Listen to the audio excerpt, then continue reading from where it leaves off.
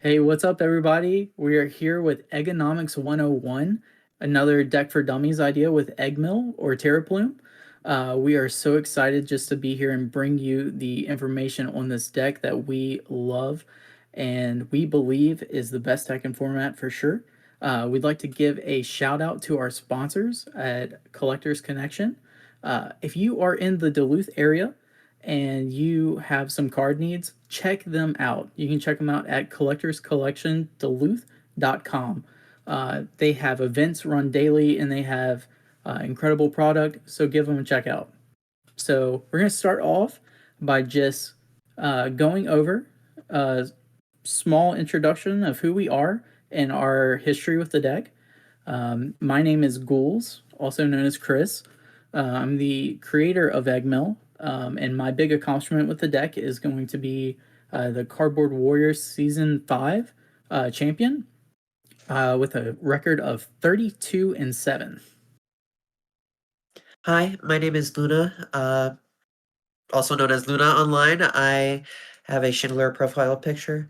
I finished top 8 in the Mega Evolution 3K, and I have a multitude of 5-1s in regionals, side events, and various other stuffs. I picked up the deck around December 2024 and have really played it ever since. And I'm Espio, known in real life as Ethan Whitney. Just like Luna, I've been playing Eggmill for a while, but not quite as long as the other two. We both went 5-2 at the Phantasmal Flames 3K, and then most recently I went top 4 with the TerraPlume version at the Perfect Order 3K, which I'm super proud of. Yeah, absolutely. And also, we want to give a shout out to R. Dalton. R. Dalton is a major just player in the creation of Eggmill. So R. Dalton was there in the early days, just kind of chatting with me back and forth. He was working on something very similar and just has a lot of influence on the deck, and we appreciate him. And unfortunately, couldn't be with us today, but he ended up having so much to do with the list, and we just want to give him equal amount of credit as well. Just we really appreciate him and all the work that he's done for the archetype for sure. All right, so we're going to start off by just going through the basic game plan of the deck. A lot of times people see this deck and they're like, what is this? What's going on? This doesn't look like normal GLC decks, and that's okay. That's what we're here to talk you through today. So, general concept here is that we want to start off with item locking with Badu or Venomoth, trying to slow down the game while establishing our board with Grottle, Gloom, Sawsbuck, and Roselia. We also are just trying to build up to the big guys in the deck, which is going to be our Torterra and Vileplume, and then most Eggmill and Torterra or TerraPlume is going to be sweeping with Torterra regardless.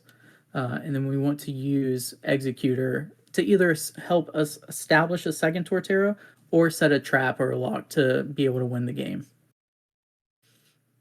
Yeah, absolutely. And keep in mind, of course, this is just the basic game plan. With this list, sometimes things don't go according to plan, and we're going to talk all about that later on. But this is sort of the rough idea of if things are going well, this is what we want to do. Definitely in Pokemon, as I say a lot of the time, and as you'll hear a lot of people say, when asking about basic game plans, really say it depends, but here's a general outline you should follow. Hmm. So, I want to start by just presenting the list that I and Luna and I brought to the last 3K, which at the time recording is the Perfect Order 3K. And just leave it on screen for a couple seconds that you guys can see it. It will be in the description of this video. We made a couple changes since our last couple runs, and I think we just want to start off by talking through some of those adjustments, why we decided to go with the name TerraPlume for our deck in the tournament, and what are some of the cards that we think are maybe a little more flexible that you could consider swapping in or out. Yeah, and I think as far as just talking about the deck list and how we got there, we talk about the meta, right? And like what were we expecting to see? We talk about the differences between TerraPlume and Eggmill. Uh, there's clearly like a lack of a quote unquote like mill package. But overall, right, we all expected to see um, a lot of psychic, and so we put a lot of effort into cleaning that matchup. So, Mhm. Yeah, two of the big cards you see in the TerraPlume column that helped us deal with Psychic were the Silent Lab and the Stealthy Hood. They have applications in other matchups, but the main reason we added them is because we believed Psychic was going to be the most common and the most powerful deck in the room on that time. In addition to that, some of the other cards that you see in TerraPlume are recovery cards and consistency cards. In TerraPlume, we're maybe sacrificing some of the mill angle to increase our odds of playing the game or getting out of bad situations. Whereas in the eggmill column, you'll notice a lot more cards that are pretty much dead for the first half of the game. They're going to be lowering your consistency a little bit, but they're going to give you a more powerful endgame and allow you to lean into disruption and deck out more frequently. Yeah, and I just wanted to mention this kind of rule of two that you see, especially in TerraPlume or Eggmill kind of lists, and that's to choose two blank supporters, so two disruption supporters, two consistency supporters. Hmm. Um, and so one of the things in, especially in the list, is in the TerraPlume list, you have two disruption in Iono and End. You have two recovery in Cynthia and Caitlin and Lusamine, and you have two Pokemon recovery in Lana's Aid and Yell's Cheer. Now it can go up to one or three, depending on what you need in the given situation. For example, the Lily's Determination, in addition to N and Iono, is good early game, and depending on what you expect for the tournament, changing that up. But generally, you stick it to two cards of a specific type. Uh, you see this idea in a lot of other GLC decks, but TerraPlume is the one where I started to kind of think about it and understand it a little bit more. Hmm. Yeah, one of the big rules of Yeah. two that we chose to break for this tournament was the two energy disruption supporters. I think cutting that Team Flare Grunt and going down to just Plumeria was a really difficult decision for us because that means, like you said, if that Plumeria is prized or we just haven't drawn into it, we're going to be out of luck. And having that Flare Grunt doubles your odds of seeing that. So if you are going to go down to just one copy of one of those effects, you have to be willing to either bank on your using your Rose Raid for it or expect to just see it a lot less. yeah, it's like there's a win condition when you have all of that mill stuff and all of the trap stuff, but there are ways to still win with just that one energy denial too. Hmm. It's just a lot more difficult, but we liked having the option for sure. And then out of all of the options, we do believe that Plumeria is the most well-rounded. Um, it does kind of stink to have to discard resources from hand sometimes, but we're looking at a meta where you have Munkidori, you have Okie Dokie, all of these like very specific energy Pokemon, and just a way to kind of shut off the abilities of these Pokemon that can kind of give you trouble or really any deck trouble. So that's I think one of the bigger reasons why we wanted to keep it as well as an extra out to shutting some things down. Hmm. Very nice. So yeah, I think as you listen through the video, think about some of the matchups that we discussed and the game plans that we discuss, and also think about your local meta and your own personal play style to help you decide which cards you want to finish the list out with. You'll notice that in the list that Luna and I played, we played about half of the cards from the TerraPlume column and about half the cards from the Eggmill column. So it's not always best to go all in on one versus the other line. Sometimes you just want to try to find the right balance for you and your local scene. Yeah. Okay, so let's start by talking about the early game. Maybe I think the most important question that we get asked all the time is what Pokemon are we getting first? GhoULS, do you want to talk about that for a little bit first?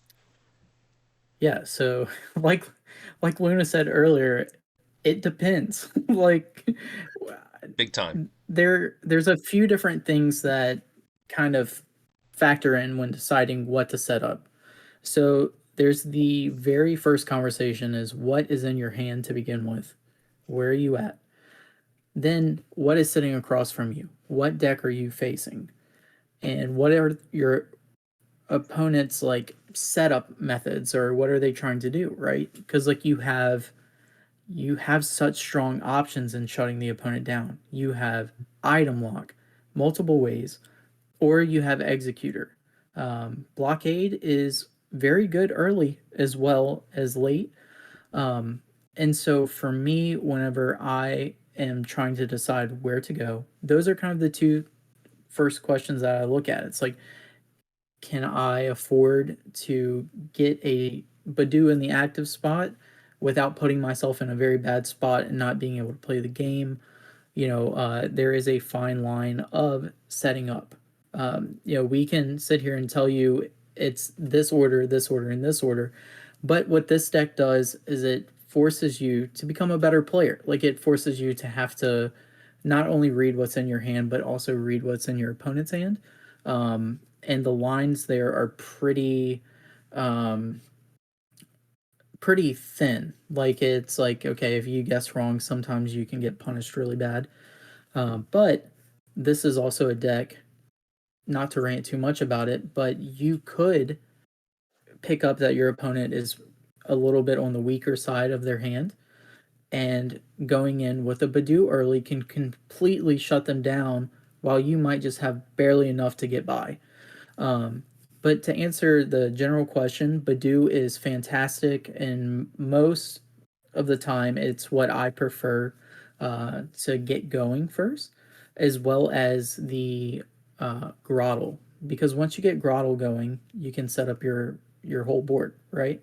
Mhm. Um, and Executor, and we'll go over this as we continue, but Executor is like really good into decks that try to be explosive with their supporters, like Crispin based decks like Drago Box, or any other strong aggro decks. Executor can really slow them down. Mhm. I will say to that, especially early game, we used to think that the Badoo wasn't as strong early game, but since we've added some things like jet energy and various other techs, like being able to really get that item lock out early has been helpful, but not always needed. I remember winning a game against a very item heavy based psychic list, and I didn't get item lock up until turn 5, but as soon as I got it, I was very confident in that I was able to maintain it for the rest of the game. So Yeah, sometimes you just might not have the ability to get item lock down without completely breaking yourself out, right? So I want to talk just a little bit about what are some of the options that we have if item lock isn't on the table and we just need to get into the game. So a couple, I mentioned sleep powder and squeeze. You guys want to talk about those two first, maybe, and similar effects in the list? Sure. I mean, you have my favorite one up there, which is bounce.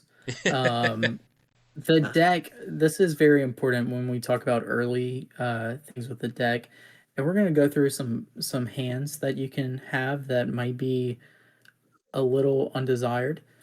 But the cool thing is this deck has a lot of roll compression. And so what you'll find is your basics, like say the Venonat with radar eyes, that is one of my like I use that all the time. It looks at your top seven cards of your deck, and you just get to pick one card and put it into your hand. You look at your opponent and say, "All right, you gonna disrupt me now? Come on, please." And then, sometimes they do, sometimes they don't. But that's a great option. You also have, sleep powder, squeeze, these attacks that can just really like you got to get lucky sometimes.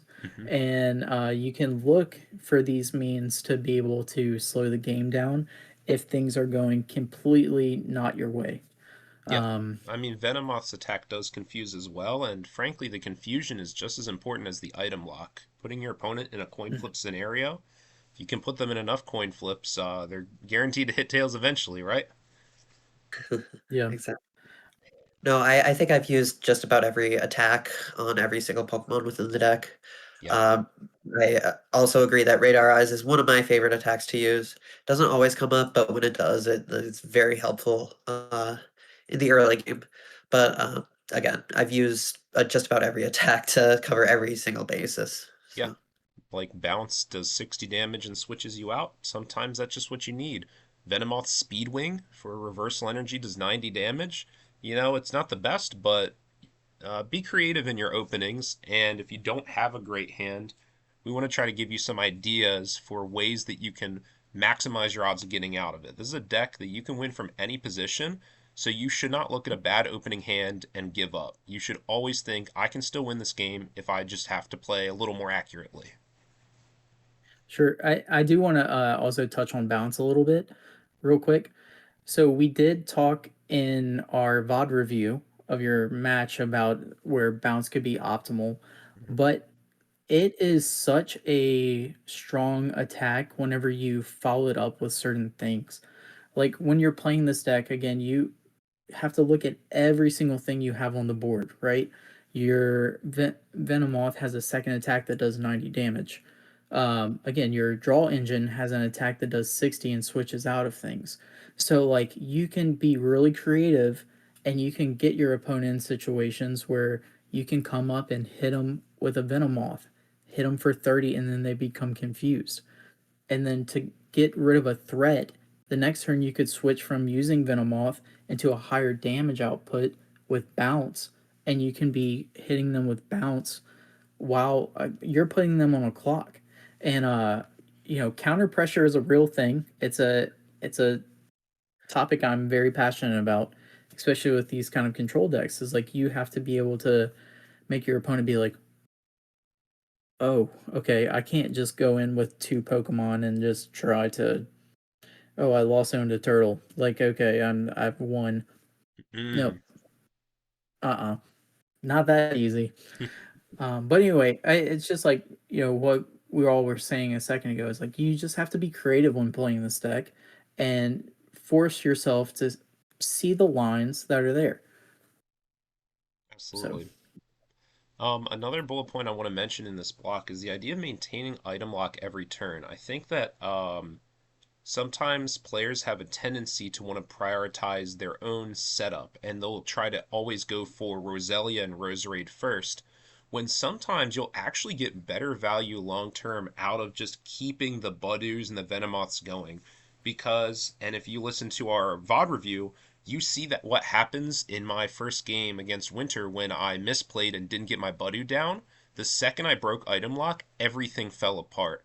Oftentimes, it can feel really scary to not get your draw going, but sometimes keeping that item lock up is genuinely more valuable than anything else because giving them items for a turn, they're going to get 5 turns ahead of where they would have been if you had just kept that item lock going. I will say a lot of GLC decks aren't built around item lock, Nope. especially that kind of constant pressure. And I think it's a very important thing that, being able to function, especially this deck is built to function under item lock, obviously. And a lot of the decks that we see just aren't able to do that, and is part of the reason why this deck has been so successful. Mm-hmm. yep. And even like piggybacking off of that, we talk about like decks not being able to handle item lock. Sometimes with funky hands, like you can lean into that and you can use plays that are meant to like buy you time, right? Like, and again, you don't give up the item lock. You stay on the item lock, even if it feels like you're not progressing a whole lot. But like a gust into a Badoo could literally just win you the game, and giving you enough turns to draw the cards you need. Or um, I think the art with this deck comes from navigating the bad hands. Yeah, if you get a Absolutely. Not to say it's inconsistent, but if you do something like that, you get a Boss Budu or you get a Venomoth and they flip tails, you got to think of your draw for turn. Because this game goes so long, your draw for turn is really drawing cards. So if you can buy 3 turns by doing Boss plus Budu, that's the same as draw 3. That's like a on rate supporter, you know what I mean? And your opponent's under item lock or supporter lock the whole time, so their draw for turn is inherently less valuable than your draw for turn. So just some things to think about when you're deciding between disrupting versus your own setup. Okay, and then on this tab, I just want to rapid fire through a couple cards to think about in this early game. So one card is TM Evolution, which has been in our list for a very long time and recently has left. Do you guys want to talk about why that is? Do we like TM Uh, Evolution? Yeah, I mean, I have some thoughts on it. Again, I think a lot of different ideas with this deck has come down to we are only limited to 60 cards, and TM Evolution is oftentimes a 70th card or a 65th card. But there are also oftentimes a lot of different cards that we would like to see. While not a bad card, I think there are a lot of other cards that offer a little better roll compression that we would think before TM Evolution. Hmm. Yeah, I think too, with this the fact that we get more cards, like we've been getting new cards for the deck printed almost every set, which Forest I'm of super Vitality thankful comes to for. mind. Yeah. So forest is a very big one, and the fact that we don't have to have those crazy explosive like TM turn ones anymore like we used to be able to stay in the game. We can get away with again Badoo. Badoo item locking is turn one Vileplume, right? Like arguably better Hmm. in most circumstances. So there is a huge benefit to item locking now versus using our attack to evolve. We don't have to with Forest. And then also the meta I think has shifted to where you decks are having to play higher item counts so that they can keep up with the other decks in the meta. Decks like RDT really pushed the envelope for making decks have to play faster to keep up. Or Soul Rock, right? Like Soul Rock in general said, where you have to deal with turn 170, and every deck had to adjust to that. And that included upping item counts and building more around that. And luckily for us, it's not like it was planned at all. Um, you had you have a increase in Badoo usage or Badoo value, I should say. Yeah. And then two other cards that I wanted to bring up here are Artisan and Roserade. These are cards that definitely seem very good in the early game, but should we always be using them? What do you guys think about Artisan and Roserade in the early game?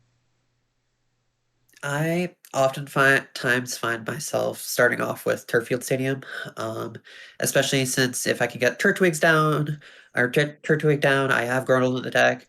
I'm oftentimes using prioritizing Turffield, and Artisan really comes in clutch when it's early game and I can tag Hull for Mahala and really chain off of that to be able to get set up. I often attach my capture energy to or a Turtwig and then kind of go from there.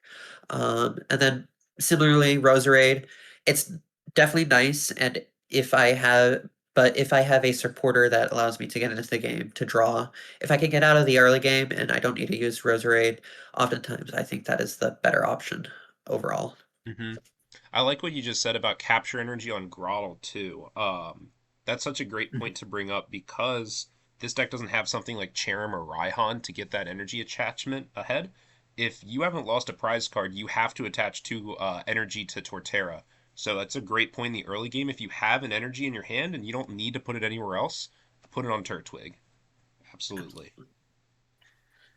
Yeah. Also, with the idea of Artisan, and we're talking about doing like item lock, I agree with Luna where I do think that Turfield is most of the time the stadium that you should be playing first Hmm. because with Artisan, it's kind of weakening our item lock. We're trying to prevent the opponent from setting up in the first place, and you don't really want to be able to give them outs to be able to draw into, say, their Munkidori or their Soul Rock or whatever they need to get going. And it's it's kind of like a you really need to play it just in case card. Um, but I have definitely lost games because I have put down Artisan willy nilly, and I would definitely not suggest throwing it down just because it's there. It's a Hmm. skill card. It's very much you read. If your opponent did not bench anything, this goes into what we were talking about with like being able to read the opponent. Okay, I've got a Badoo in the active. I'm hitting you for item lock, and I've got that Grottle uh coming in with the next turn. We might be not playing super fast, right? We might not be establishing the full board, but that is okay. Because if our opponent is not doing anything, it doesn't matter. We could be moving like a turtle pace and it's fine. As long as we sorry, I'm such a dad right now. Somebody help me. Uh, but yeah, it's like one of those things where you are okay with the pace of game being slow, and even like Luna was saying with the rosary, it's very appealing to be able to use that early. But at the same time, if we have a Cynthia and Caitlyn, we're item locking, we're slowly setting up. Let's just draw three and see. Let's save that Roserade for maybe we need late game. We need to hit that Mallow and Lana, or we need to hit that Guzma, or a blah blah blee, if you will. It's like we don't have to have the craziest explosive starts, and we can, but we don't have to have that in order to win. So Absolutely.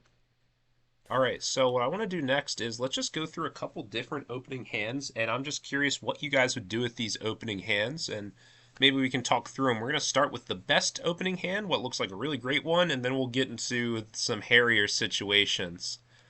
So, first hand I have for you guys, I would consider a pretty great hand. I mean, this is like textbook stuff here, right? So, what are you guys thinking about this hand? What are you guys aiming to do with it? Because just because it's a good hand doesn't mean that we might not all play it the same way. There's still ways that we can play this hand wrong. Yeah. So obviously I'm starting Badoo. Um, I think the biggest thing I see is go for Buddy Buddy Poffin. I'll probably grab I'll probably go for start the Venonats, and then I'll probably also grab the Roselia, not for like any setup supporters, but probably to grab maybe Torterra Mm-hmm. or grab a Gladion or a Peonia, depending Mm-hmm. on how risky I'm feeling to get set up to be able to turn two kind of get in the game. But Buddy Poffin, capture energy to Turtwig, get Venonat and Roselia, Mm-hmm. and then kind of go from there. I think this is a great opening hand. sure, and you also said something great there, which we have not said yet, is Gladion. I know we're going to be talking about prizing too, but that when you're doing your deck search, we would see that the uh, turtle is prized, Mm-hmm. and that is something that we need to be able to game plan around, and we need to be able to work around and adapt. And with the Roserade in hand, that screams like it's a great time to play the Gladion there, like maybe on turn two. So if it's I did not ask it. Are we going first or second? Yeah, either or. I mean, I think, of course, if we're going Yeah, first or second, I think we would still do the same capture energy, buddy, buddy, poffin scenarios. If we're going first, like you said, maybe there's a world where if the buddy sticks and your opponent's not doing too much, then we could maybe just Roserade for Gladion and pack it up. Or we can just N and maybe we don't have to Roserade initially. I actually would probably personally play the N first before getting the Gladion. That way I just see more ways into my Grottle. And then I think I can Gladion later. Since we're getting Torterra, doesn't we don't need to have Torterra on turn two necessarily, I think. sure. Hey, I personally like the I like the idea of like Sinlining there. Sure. And I would probably just like see what I got off of that. Mm-hmm. Um and then depending if I needed to Roserade for the Gladion, or again, I could hit all kind of things off of that draw for three. But one of the Mm-hmm. big things that I do see in this hand that I would protect if I was going second or going first is I would actually retreat the Badoo after I got my guys set up. Mm-hmm. Depending on the matchup, if I know they play Like a Soul Rock or something. yeah, like something that could poke, say even water, right, with Muscle Man. One of Yep. the things that people can get like chumped up on is like, okay, we're gonna do a Phoebus plus a muscle band and knock out your Badoo. Sobble for 30. And while yeah, right, like there's a lot of different things, but with the jet energy too, we have access to being able to get into that Badoo. Um, that's just like a little weird note Hmm. that I would add is like something about protecting your game plan. You know you want to item lock, and that's only if we're going first. And Badoo is great because we can just retreat and we don't have to waste a resource on it.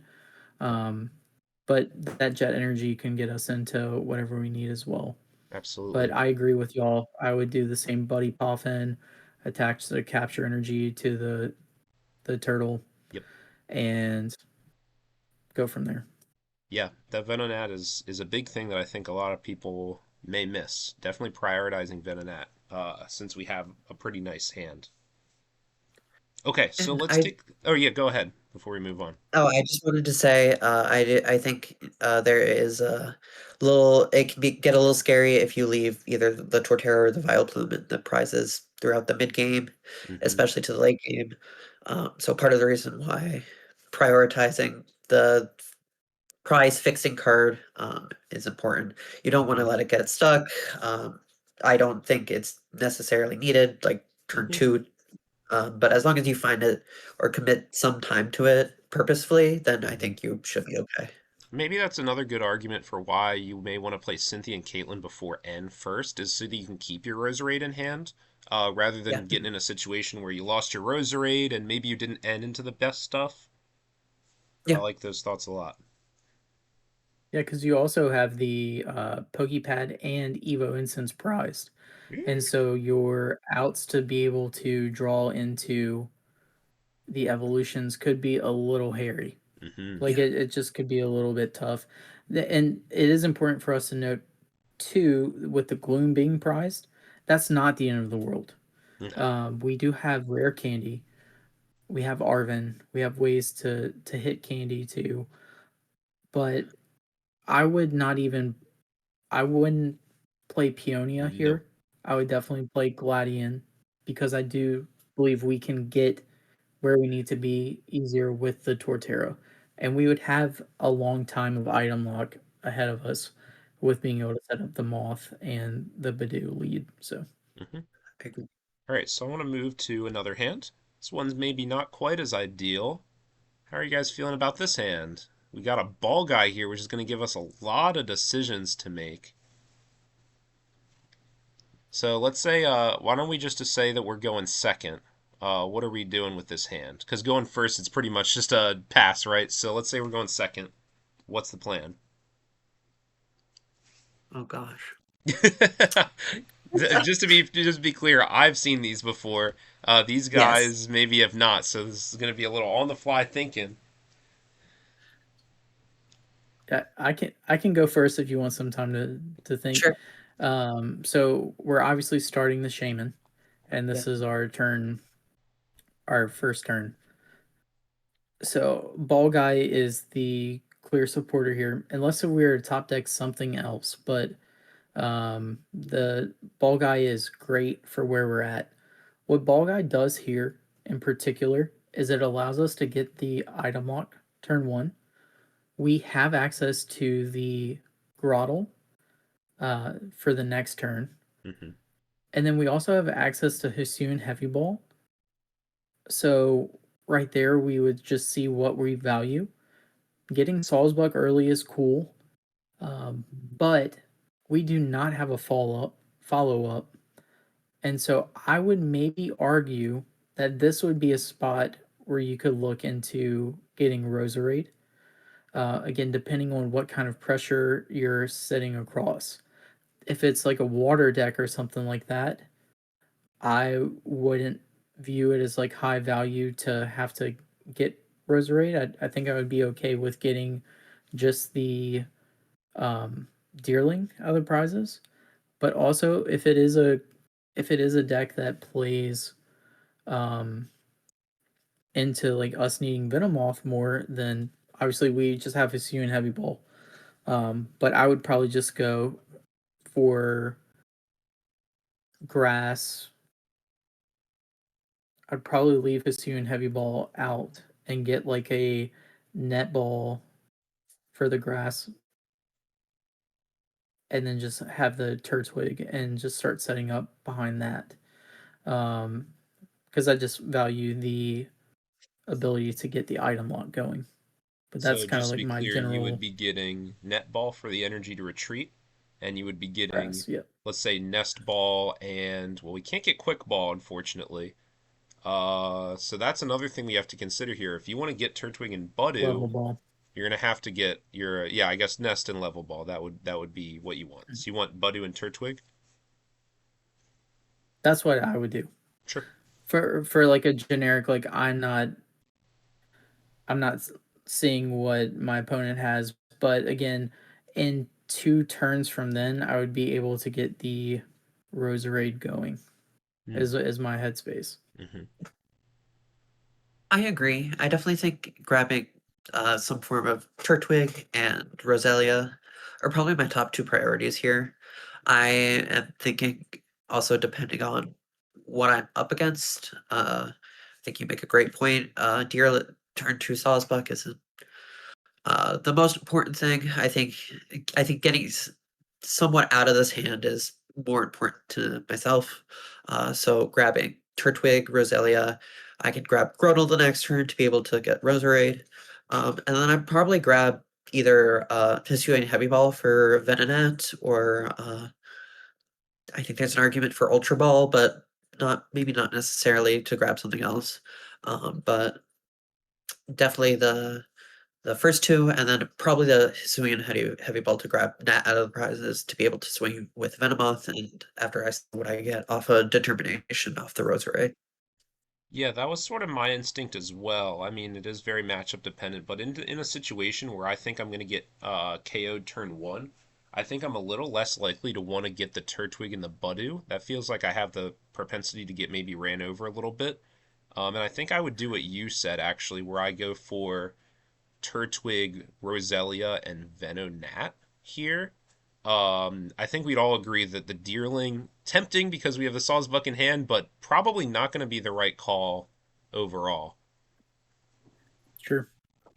Yeah, The it's Sawsbuck gets. super.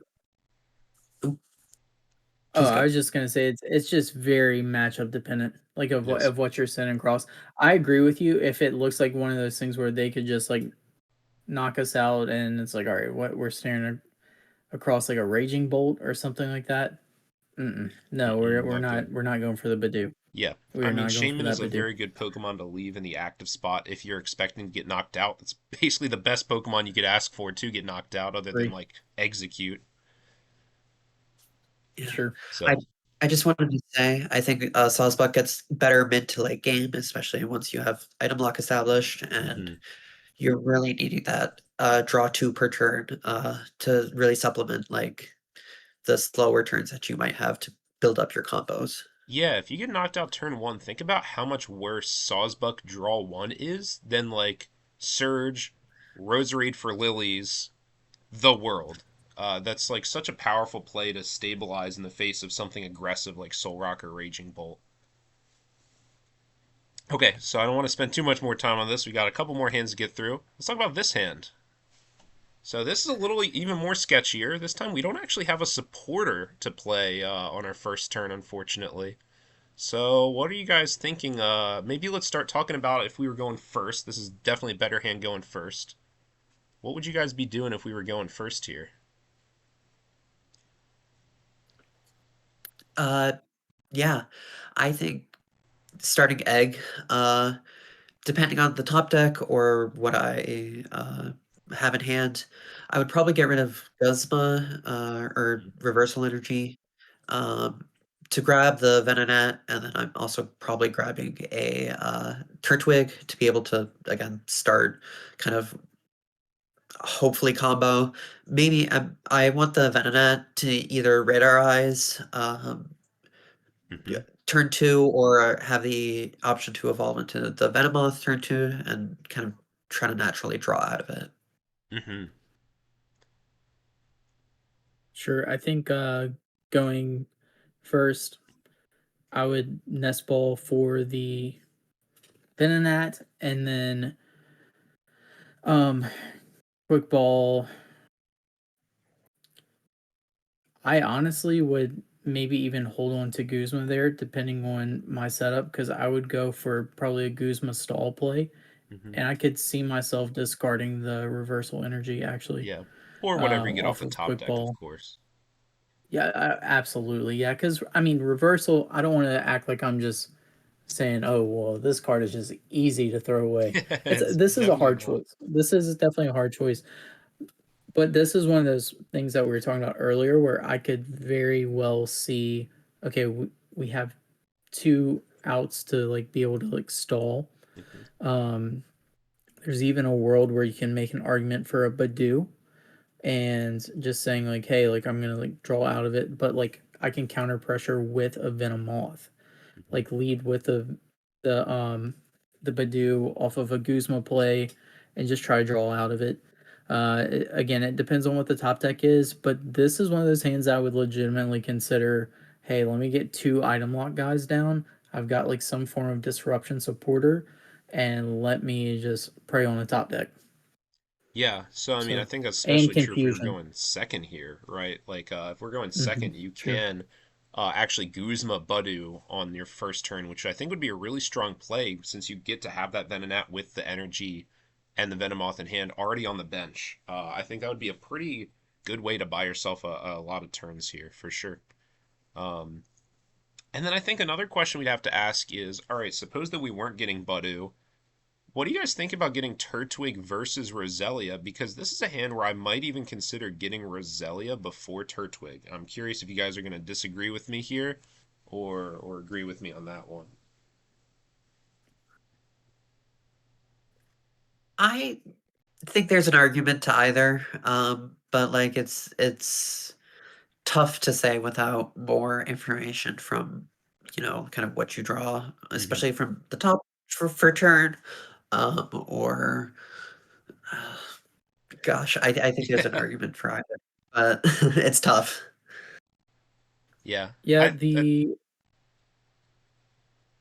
I was gonna say like I do think that there is an argument for the Roselia, for needing like a faster out. Again, like you have like a Gust stall, like you could Roserade.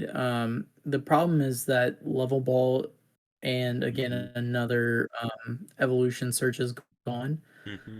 but you would get max value probably out of the Roserade more than the Turtwig in the immediate. Again, you at this point I would tell you that let's look at what the opponent's hand is doing, or like what was their turn one? Did their turn one look like very like aggressive and threatening to us? Then if that's the case, then maybe I would go with a Roselia there. Well, we're going first in this case. So yeah, I mean, what did they open with? Did they open up, with a guy that they can swing, or a Pokemon they can swing with? That's kind of what I would start questioning. Sure. I agree. So yeah, I like all those thoughts. It sounds like Venonat obviously is coming down. Budu most likely, but depending on context, maybe we would go for Roselia or Tortwig instead. Okay, so I do want to show you guys one more hand, and I think this is going to be the worst of all of them. We don't got any evolutions in hand. Not much search really to do, as like we don't have too many decisions here, except for one important decision. What Pokemon are we leading, and what are we hoping to follow it up with? I think I'm First or second? Let's That's a start good by saying question. first, and then we can say second. Okay, if we're going first, I would open Executor, or sorry, Execute, and then I would bench probably all of them. I would maybe leave Oddish in my hand initially, because depending if I open up with a, or I draw into a Ultra Ball or Guzma Hollow or something along that lines.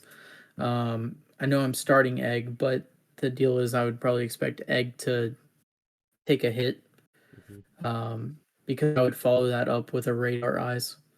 on the next turn is probably what I would look for. Well, keep in Um, mind the Radar Eyes does cost a grass energy, and we actually didn't open with a grass energy in this case, unfortunately. Otherwise, that would be great. oh yeah, sorry, it's reversal. It doesn't go on a basic. Silly me. Okay, Yeah, then makes this yeah, even don't worse. mind But yeah, me. normally I would Yeah, love to that's go in worse. with Radar Eyes, right? But no, life is terrible. This is the worst hand of all time. Yeah, you would just buy turns, then to go with the deer and search out a Pokemon on the following turn. Then, Hmm. again, that's top deck dependent, but you're definitely in a bad spot. And I would probably burn the Lysander on the following turn if I didn't draw anything, to go ahead and try to stall. Yeah. Oh gosh. Yeah, Yeah. I know this is No, so bad. I agree. I mean, maybe there's an argument to opening Deerling, whether or not you're going first or second. I think especially if you're going second, you could have access to that find a friend to be able to kind of try to get something to get set up. And even if you can do one or two find a friends to be able to get into the game, that could be something. Hmm. I think there's argument to that. You aren't really getting anything else from the other guys other than find a friend Yeah. is my My thought is option. sort of the same. I think going first, I would be inclined to lead Execute. Going second, I think I would actually lead the Deerling and probably use Reversal Energy for Sawsbuck off the Find a Friend. Since we have the Revitalizer in hand, I think this is a scenario where worst comes to worst, we just start sacrificing our guys. We can get Deerling back and evolve it into Sawsbuck and maybe draw out of this thing. Bounce. Mhm. Yeah, yeah, potentially bounce. Be really cool if we led execute and we top decked Sawsbuck so we could start bouncing and drawing. But yeah, yeah. Even Like if like you top find a decking friend and Executor. they don't kill it, all right. We maybe have bounce in the active. That's cool.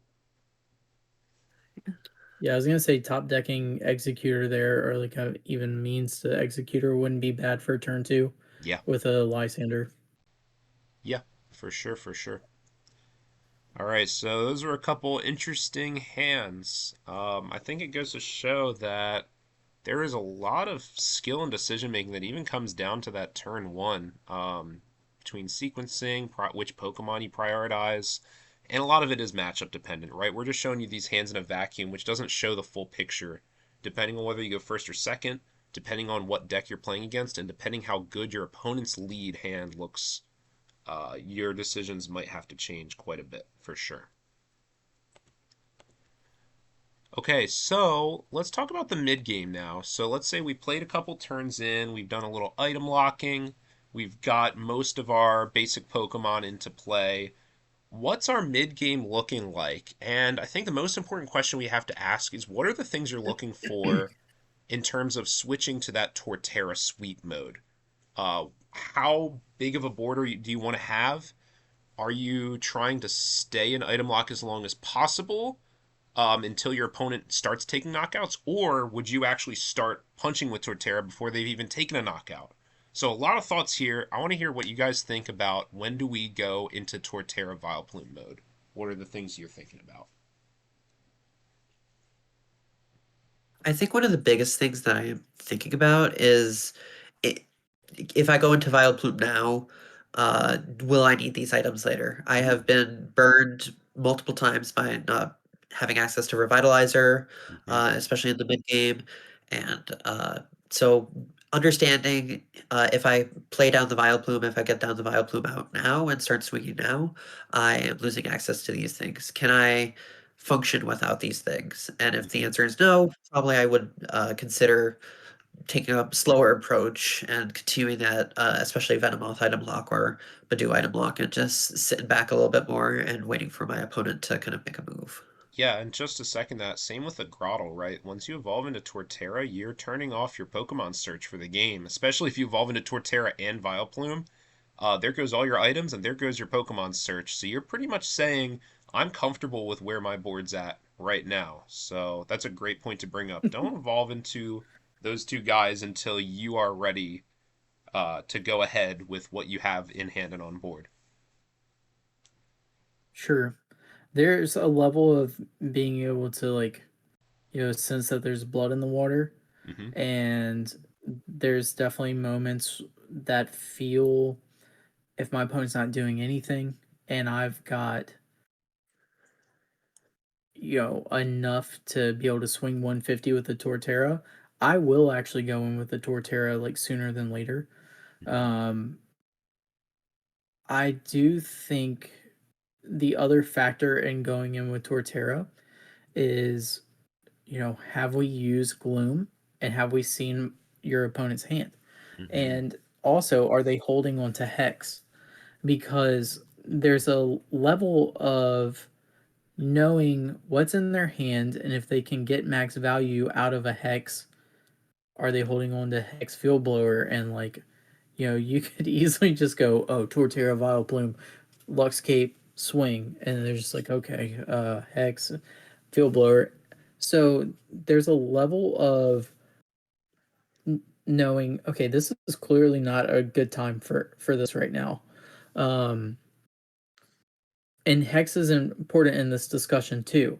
It's like sometimes we can be taking knockouts, like with a Venomoth, if they have little bitty guys, and Hmm. we're still applying that you can't do anything about this version of item lock, Yep. the actual attack item lock.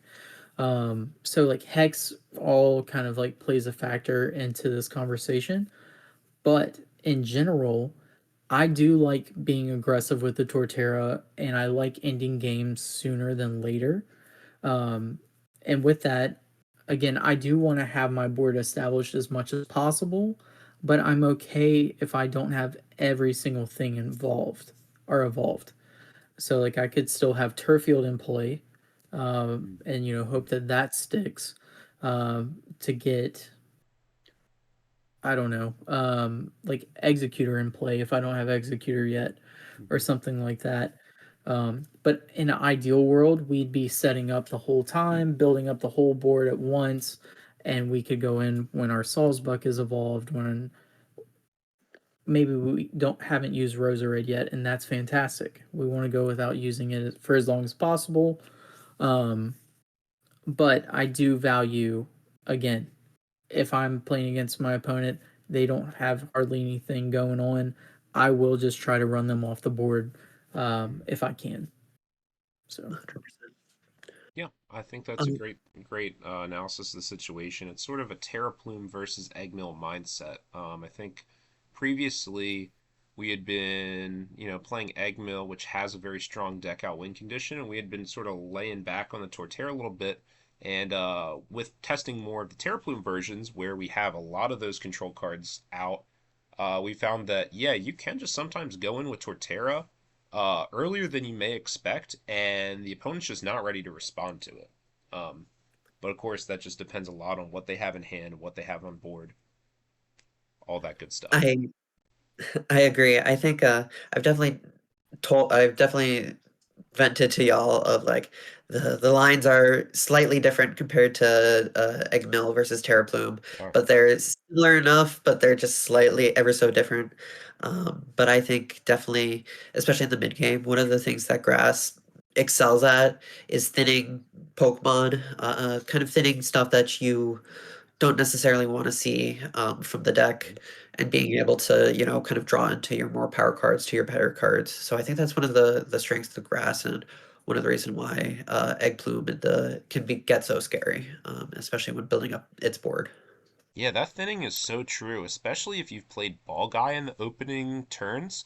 You'd be shocked about how small the deck can be once we start attacking with Torterra. Sometimes I'm attacking with Torterra and there's like 16 cards left in my deck. I'm like, how did this happen? I'm not playing Research or Pokestop. Like, where did they all go? Oh, we just searched them all, right. which is really Yeah. cool. Also, like Luna just like brought this to my mind. The other reason to not go into the Torterra would be to save, like, say you're looking for a specific, um, Gust Yeah. KO or something like that. Um, and Blacephalon. that is another thing is that we can talk about is like moving forward with Torterra to some degree. We have jet energy, sure, but it is a commitment. Is Like a lot of times, it's either do we have float. We do not really want to be putting float on Torterra. mm-mm. I mean, it can happen, but it's not ideal. And we do have Mallow and Lana to be able to switch out of it. But most of the time, it feels like you're just like taking this like ship, and you're just like, all right, we're going over here now. And it might not be timed. We might be taking the wrong exit. You know what I'm saying? So like a matchup that just comes to mind is Psychic. It's Yeah. like I fell prey to that the other day in a tournament where I should have not gone in with Torterra, but I did, and I wasn't prepared for the Blacephalon turn like I should have been. And you can prep for that. Like you just have to again build up the board some. And it wasn't even like I was being super pressured either. It was like a blood in the water thing, and I was banking on them not having certain cards. They had it, and that's okay. And that was a mistake on me. Um, but all that to say is that's something we should be thinking about when we play TerraPlume or like just egg in general. It's like, okay, so that might look like Cramorant and colorless, Mhm. or that might look like we said, Blacephalon turns, or And whatever universally, whatever it Raihan and does. teammates, of course. Yeah. When you're hard item locking somebody, you're not usually taking KOs. And if you take a KO with Torterra, there have been plenty of times where they're like, all right, perfect. I got Raihan in hand. I'm going to Raihan for my Curlia. Now I'm playing the game and I just energized my attacker. And I'm like, oh, shoot. If I had just held off a little bit, they'd be in the same position that they are for the next 3 turns. Um, so, some things to think about there as Yeah. well. Plus, turning off your own counter and reversal energy potentially, and making your hands smaller when they N and Iono you. If you don't take prize cards, you're gonna have more better options. And once you start taking knockouts, you're limiting yourself a little bit. So it's something to think about. I also wanted to kind of hammer in this idea on the slide that the idea is that resources are finite with this deck. Oftentimes, you're only roserating 1 to 2 times a game. Oftentimes, you only have one attachment, especially if you aren't playing Acerola to be able to pivot something like a Stealthy Hood out. Yep. But your energy and your tools are the two biggest things that you cannot recover with this deck, and so it's part of the reason why the decisions you make with this deck are super important and super you have to think through them. I've found a lot more success recently when I've asked myself, hey, do I need to commit the luxurious cape now to the Torterra or to the Venomoth, or can I wait until I have a much powerful Torterra Lux Cape late game and I can sweep with that. Mm-hmm. And when you're sweeping with Torterra, it often feels like even your supporters in stadiums are kind of like one-time use. Obviously, you Yeah. can get them back eventually, but Torterra is putting the game ideally on like a 6 turn clock. And in 6 turns, you're not going to be getting back your Guzma a billion times. So you have to start thinking of your boss, your Guzma, your Iono N, those cards as like, all right, this is the time that I'm going to click it, and I'm only going to get them back if I switch to the egg mode. Yeah. That's that's really solid. Like you you definitely need to be able to weigh that out. Like just like straight up like and you can shift. I do want to say this like we are playing jet energy, so we can shift to moments too where hey, like well, let me just slow down 1 second. Like say like you took 2 knockouts, right? And we're talking about the Blacephalon turn like we do have the ability to be able to like all right, hold on. Gust, Executor, Malamar, and then set up our board too. Like we have to be like thinking through, walking into situations prepared. And it Mm-hmm. could be like, hey, maybe I just want to prepare to have that Guzma again, to have that Mallow and Lana back. And you can do that by just taking some turns off by slowing them down and blockading say with Tool Jammer or something. And that's why we're playing these powerful cards like Mallow and Lana and Jet Energy, so we can have a little bit more flexibility there. Hmm. I also loved what Luna said about the cape usage. One of the bullet points I put on here is, are we trying to just win on our first Torterra? Or are we actually planning to go for two Torterras? And there's not one answer to that. It just depends on the matchup and the game you're playing. Oftentimes in the Psychic, I'm not planning to go all in on my first Torterra. I might actually choose to hold off the cape, let my Torterra die, and do some sort of Executor play like you were suggesting to get out the second Torterra, and hopefully the second Torterra, I'll be able to put the cape on it, and they won't have enough going on to deal with that one. Yeah. And I do want to express that, going back to what Luna was saying with the tools, um, I have lost like almost all of my games I've lost recently with the deck have been because of my tool usage. Mm-hmm. And like, oh well, let me just like put this on my Vileplume when I don't need to. And that it happens. Like it just I had a reason to put it on there, but it wasn't the right reason. Yeah. Um, and again, that it's such a great question. Stop yourself, ask, why am I doing this? Like, I know, like, is this the exact time that this needs to happen?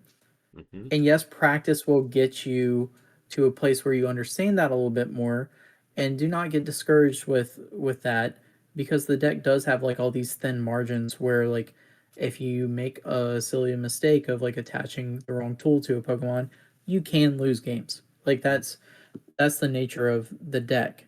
But at the same time, the power level like completely outclasses like just like the skill it takes. It's worth the investment on time.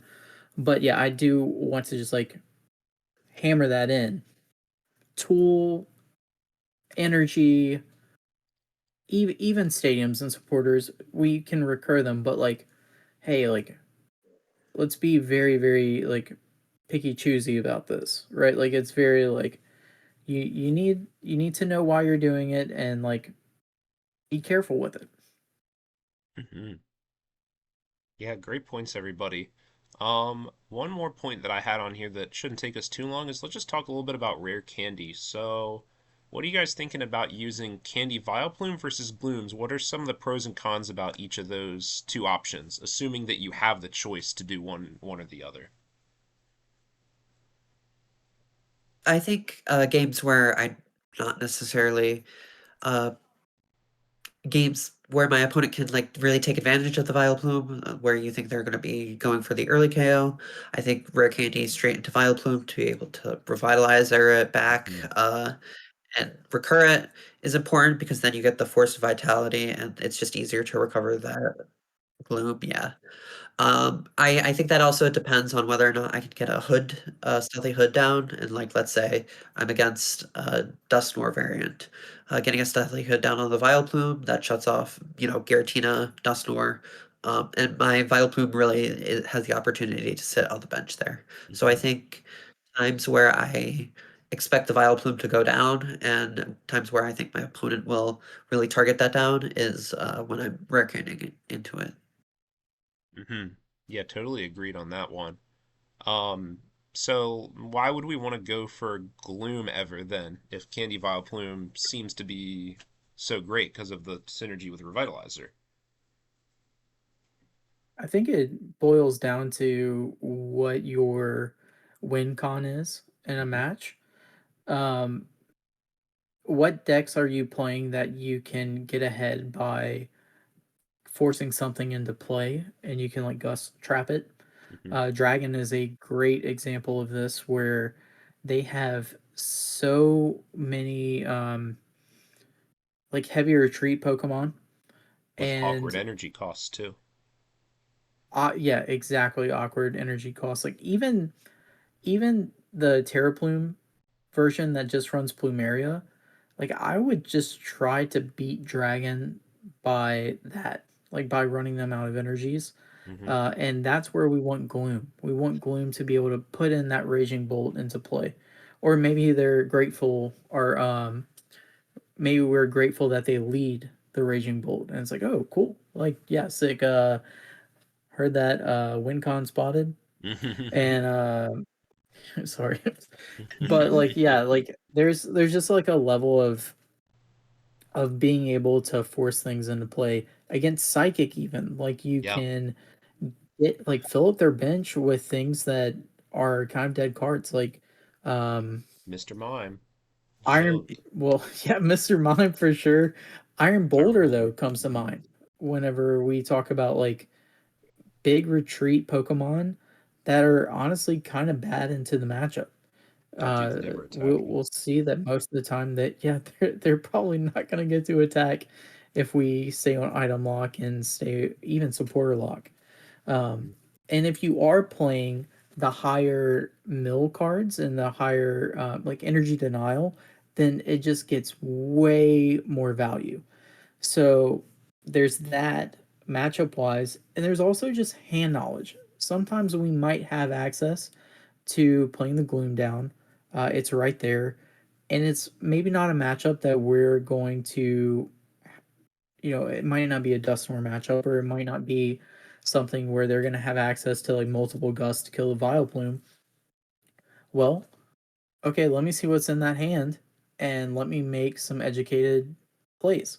Mhm. And the fact that we can look at the opponent's hand and just be able to see what they have access to, or like what they don't have access to, is huge. And Mhm. it can go into us going in with Torterra that turn, or it can us, gusting and just trapping for a few turns and setting up the board more. Mhm. Um, so it has a lot of value to it. Again, the revitalizer, I agree with Luna. Like revitalizer to just get the Vileplume and Oddish back is very high value. Mhm. So yeah, 100%. Nice. Great analysis, guys. We'll talk a little bit more about that last point about what we boss in later sections, but that's also going to be a big part of the mid game. But we'll save that for a little later. So the next thing I wanted to talk about with you guys is prize cards. I think one of the biggest complaints I get about this deck is, oh, I prized my Grottle and now I lost the game. So this is going to happen, right? When you're playing a deck that has a lot of Pokemon like we are, and a lot of very important cards like Lux Cape or Lucamine, or it doesn't. Every single card in this deck is important. You don't know what you're gonna really be sad that you don't have access to, right? So let's talk a little bit about how do we fix our prize cards, how do we change our game plan to accommodate what our prize cards are, and then we'll go through a couple scenarios that I've prepared to just talk through what we think. So maybe the I first think concept, let's just start at the top. How are we using Gladian and Peonia? The first bullet point I left was using Gladian for Peonia. Do either of you guys want to talk about that a little bit? especially Gladion for Peonia when Peonia is prized is one of the kind of bigger, like if I feel like I can have a slower turn if I don't need to necessarily get into the game immediately, I think is very important.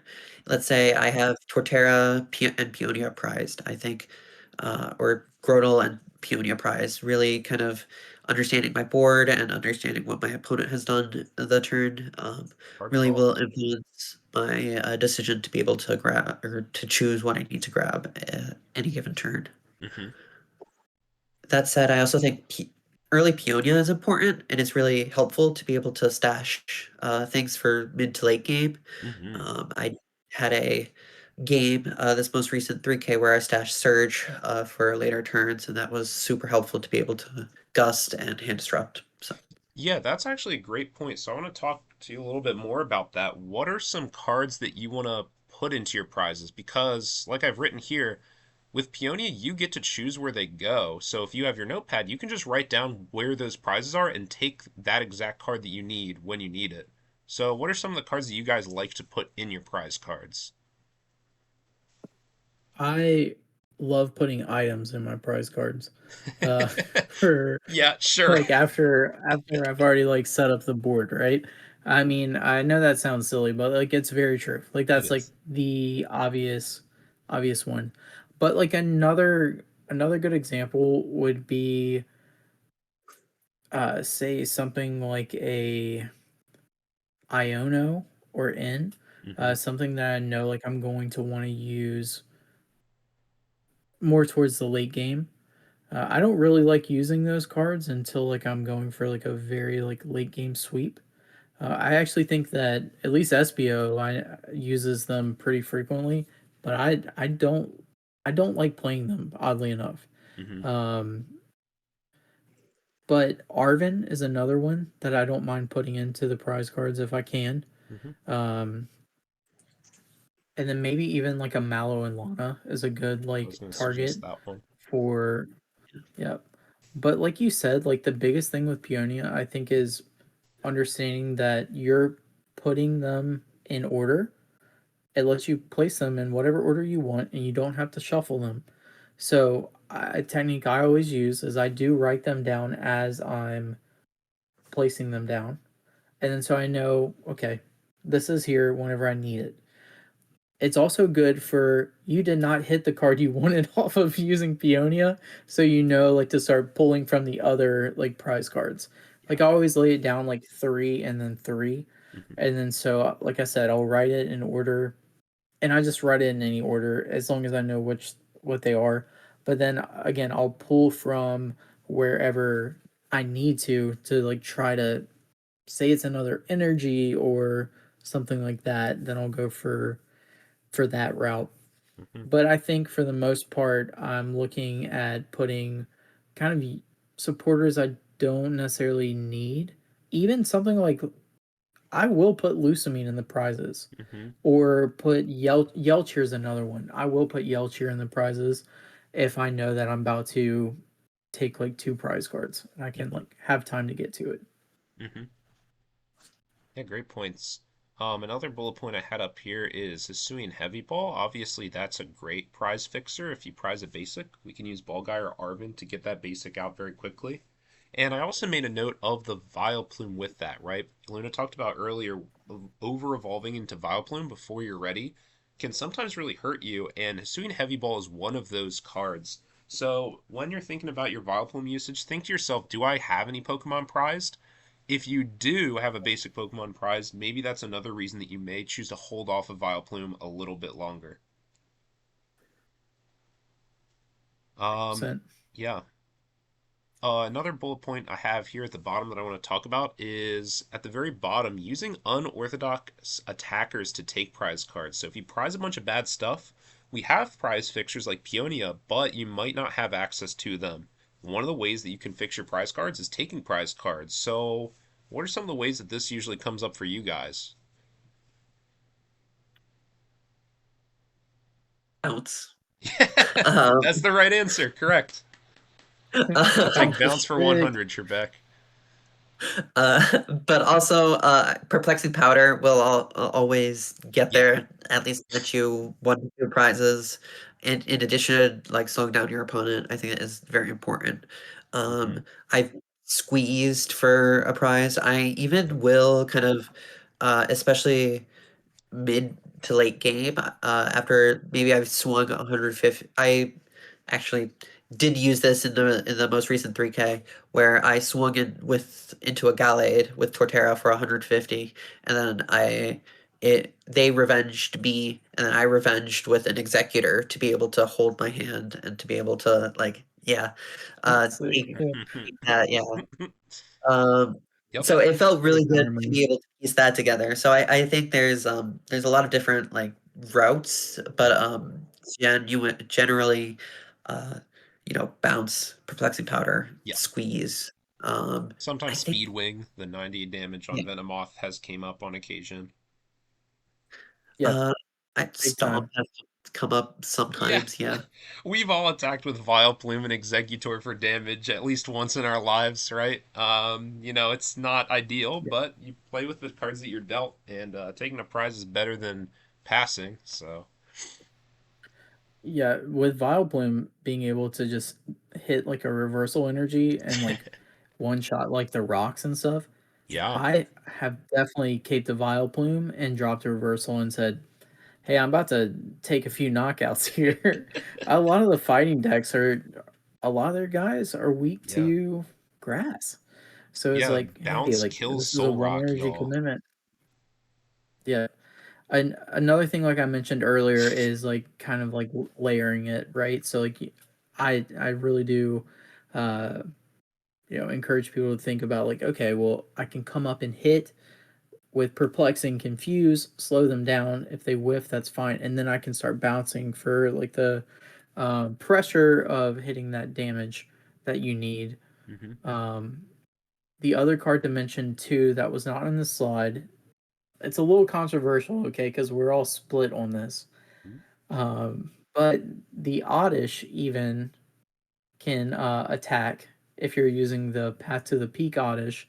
It's is it 20 plus 20 for each, No, Twenty or is just it times. just 20 20 for times? each retreat cost. Okay.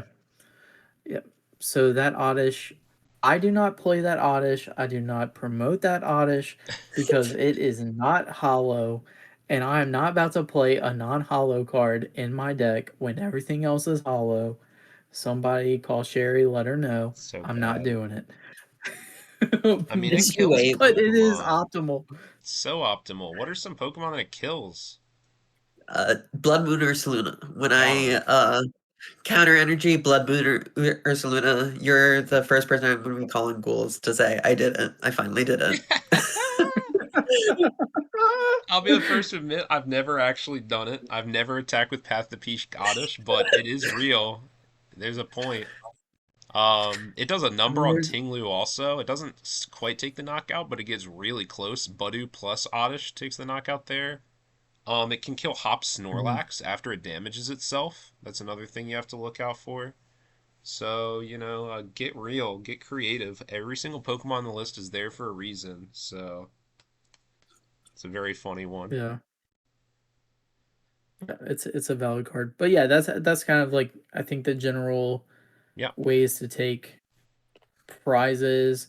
We're also having the discussion of using your Pokemon in different ways to prize map, right? Hmm. Like the Executor Gust stuff, just Yep. to buy time. Sometimes it's okay in the middle of the game to Bloop, bloop, bloop. like, yeah, just do a few like quick prizes because we can say use Roserade all we want, but the truth is it doesn't always work that way where you might draw into that Peonia mid to late game and you're like, all right, well now I have time to like start fixing things. Hmm. And luckily the deck is strong enough to be able to still win those games. Yep. Um, but it is things that you have to look for. If you draw into the Peonia, look for a way to slow the opponent down. Give yourself as many outs to being able to get that time you need. So, what I want to do now is I want to go through a couple scenarios with y'all, and let's talk about the different prize cards that we have here, and talk about some of the concepts here. So, here's one opening hand that we have. Obviously, we got a decent start. We have Deerling and Capture Energy and Arven to play the game a little bit, but we prized some annoying Pokemon. What are we doing with that Gladion? I'm grabbing Peonia probably, Yep. or Grotle. I think depending on again, Grotle versus Peonia. It depends on my opponent's setup, on how set up they are going to be.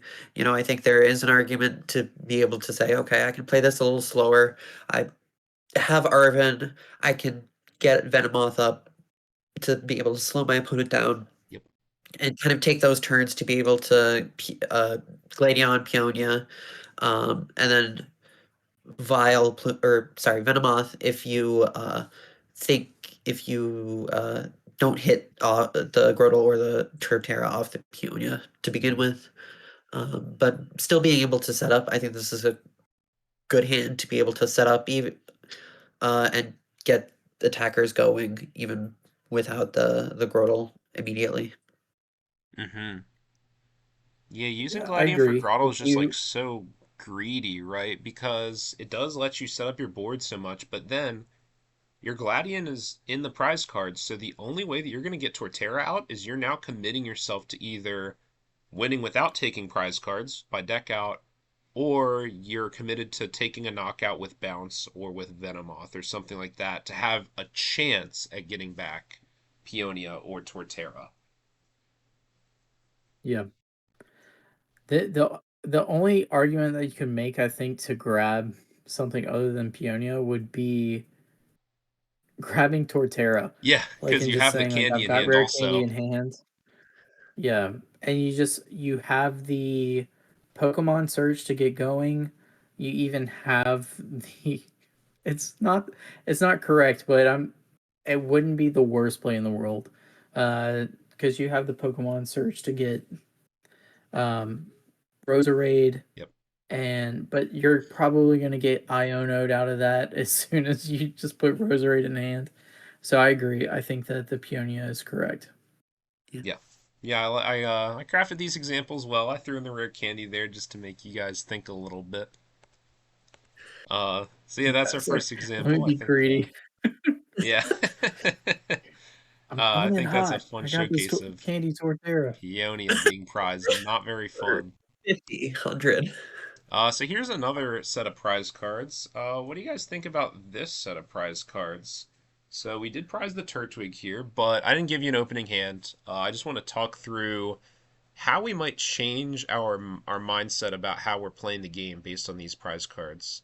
In particular, I want to point out the Forest of Vitality being prized. What do you guys think about prizing Forest of Vitality? How might that change how you play? I actually think when I look at these prizes, I'm actually very happy with these prizes. I think Forest of Mhm. Vitality is stronger mid to late game, especially when you want to pull off the evolution combos that you have.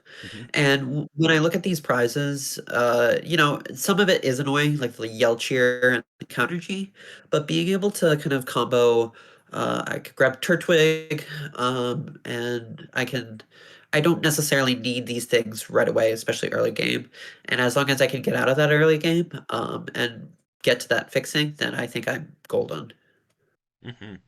Yeah, I was gonna agree. Like, I see these prizes. I'm pretty happy with these Oh, prizes. I'm like, okay, 100%.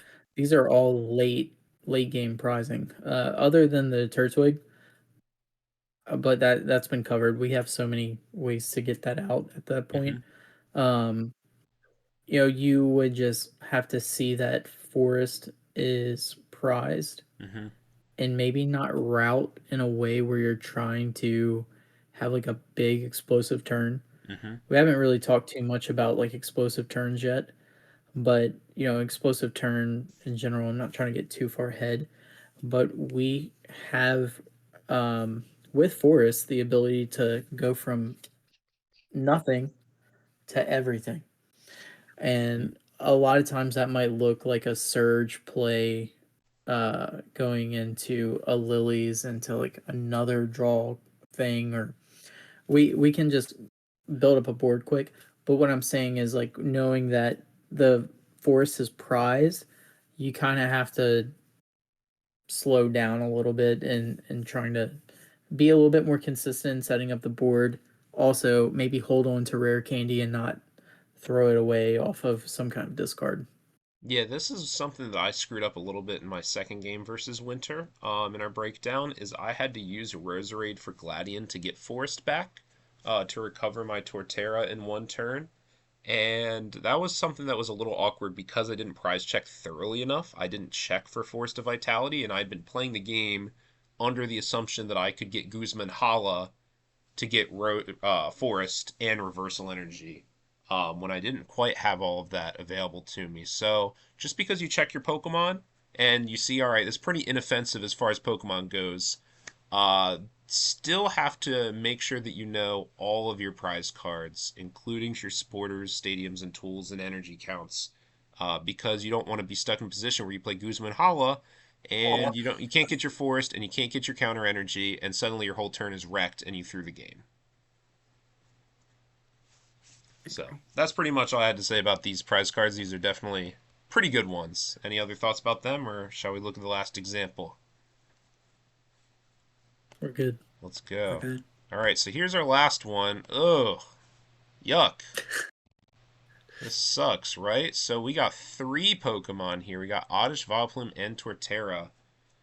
So how are we gonna fix this here? Especially looking at our opening hand here. Like, what would you guys be doing to try to accommodate these prize cards? Thinking first turn plays and thinking turns in the future. Any opinions on these prizes? Well, we do have a deck search in Ball Guy, which is good. Mm-hmm. I think noticing that these prizes, the po the Pokemon that are prized, I think definitely warrants a Peonia sooner rather than later. Uh, Mm. well, mid-game Peonia because I think the Vileplume and the Torterra, while necessary to ultimately win, don't need to. You can still get set up without them immediately. So I Mm-hmm. think being mindful of trying to use Peonia sooner rather than later, but still being able to function without it immediately. Yeah, I also agree. I think that on first view, it looks very very bad. But that is very doable. That Mm-hmm. is so doable. Your hand, your opening hand is actually cracked. It's like really, really good. You're looking at a turn one item lock in the hand, as well as a fantastic follow up turn. You have multiple ways to be able to slow the game down and start establishing the full board. Um, and you have no reason to burn a Roserade on that turn. Um, I would just be trying to get again a Badoo or even a Venomoth Mm-hmm. set up, ready to go, um, and I would just be like sticking the item lock until I can hit like a Peonia. Um, Obviously, you would grab the Hisuian Heavy Ball to get the Oddish Mm-hmm. at the start too. I think if I have access to that immediately, I'd probably prioritize getting it, even if it I've got Oddish and Turtwig in the starting hand. Sorry, I have the Roselia and the Turtwig in the starting hand, and that's kind of like your two main people that you want to start with to begin Mm-hmm. with. So, um, anyway, in my opinion, the hand looks great and the prizes look super fine. It's just like you don't panic. You don't Yeah, look at that and you're like, "Oh, my Pokemon are in the prizes. What am I gonna do?" It would be a different conversation, say if they had like a Gladion and the or Peonia was prized too. That would be another big part. I know we saw that earlier, and we kind of talked about how to address if you have two pieces in the prizes. Mm-hmm. Um, it's kind of the same concept. It's just like you also now have to play a Hisuian Heavy Ball on top of it to get that out. Yep. Granted, you could hit a Peonia and just hit the gold and grab all three of them out there if it worked. That would do it. It's a little bit wishful thinking, but hey, it could happen. Mm-hmm. But yeah, that's my initial thoughts. Is like just set up like you normally would. You have every means to get the game going, play the game, and you have time to hit that Vileplume Torterra like mid to late game. You don't have to Mm-hmm. have that even on turn two or turn three, but it's yeah. Nice. Yeah, I like the confidence here. I think a lot of players, once they see like any of their evolutions are prized, they kind of like shut down and they're like, "Oh God, I'm gonna be playing an uphill battle." It's like not really. As long as you have your basic engine, like your Grotto and your Roserade, or just a good hand, good enough hand to play the game, and some of your disruption, you're fine. You're gonna be able to buy yourself time with this deck to fix your prize cards. Um, I think mhm. I think the only time where I'm ever really sweating is seeing something like Torterra, Vileplume, Grotle, Peonia, Gladion prize. Knock That'd on be wood that pretty has never bad. happened to me, but like, I definitely value prize fixing in the Hmm. being in the prizes initially a lot harsher compared to like Pokemon or something. Yeah.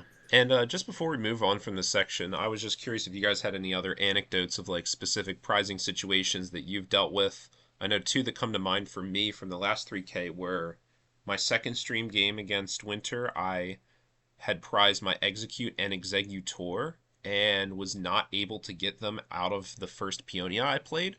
So I knew in that game I had to try to slant a little bit more aggressively, actually, because I wasn't going to have access to the mill win condition as it currently stood. So I ended up playing a little more aggressively with my Torterra than I would have liked to try to shrink my prize cards, make it more likely for my Peonia to hit down the road.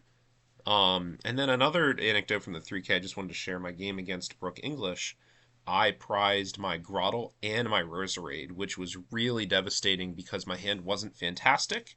And I had to sort of pivot my setup strategy actually towards getting out Sawsbuck first. And I knew that I just needed to slow the game down, slow the game down, slow the game down in order to find my Gladian or Peonia to play the game. So, again, like Grotto Roserade's not great, and I was definitely nervous about seeing that in my prizes, but being able to identify that quickly and identify that now Sawsbuck is like a higher priority than it usually is, was able to improve my chances of winning that game, and I ended up winning pretty handily thanks to that. So yeah, I want to open it up to you guys. Have you had any weird prizing situations that you have off the top of your dome? And if not, that's okay too. I actually do. I think a little to the opposite, but this is a game against my locals, and the only reason why I really remember it was because it was such a unique scenario. But I did end up winning out at the end. And early turn, I had opened Badoo, and this was back when Pokemon League headquarters was still in the deck. I opened Badoo. I have to attach counter energy to Badoo to be able to even attack with it because I get Oh no. League HP down. And then my opponent, I'm still able to slow down my opponent long enough, but I need to attach a luxurious cape to the Badoo because I think I was also having such a slow start. So I have a picture somewhere, but it's just this wild like picture of a caped Badoo with a counter energy on it. But I'm able to get into the game partially because of my prizing, but eventually I draw out of it in a way that I'm able to kind of establish my prizes, fix those, and then kind of work in the Grodel and setting up my board state. And, relying on that early item lock was paramount to be able to even get myself from a non-game into like an actual game with the deck. So I Hmm. think it's very. Yeah, I love that example, just showing how sometimes you need to be creative and play in a way that you would not love to play. Nobody wants to cape their buddy or put energy on their buddy, but you got to do what you got to do. If your prizes are bad, maybe you got to play a little I differently. I actually think the saving grace of it was the Pokemon in the prizes because that almost guaranteed that I was able to hit and set up and make Mm-hmm. sure that I was able to see at least some form of something, at least to have access to that. So Mm-hmm. Yeah, the game that comes to mind was the last tournament that I played with the deck. It was like the last round, and it was against Water, and they had it was just like a Frostmoth version, no backs, and I knew that I had like pretty awful prizing. I wanted to say that I prized 4 Pokemon that game. Um, and against Water in particular, you do need to be able to hit high numbers with the Torterra. Um, especially if Luxcape comes into the picture. And anyway, it can get hairy. So I ended up gusting. I got the Vileplume out and I gusted an Octillery and put Tool Jammer on Executor. And I just blockaded over and over and over again until I was able to go Peonia, Lusamine for Peonia the next turn, and then Peonia again. And I like set the hand, and then I just fried him up.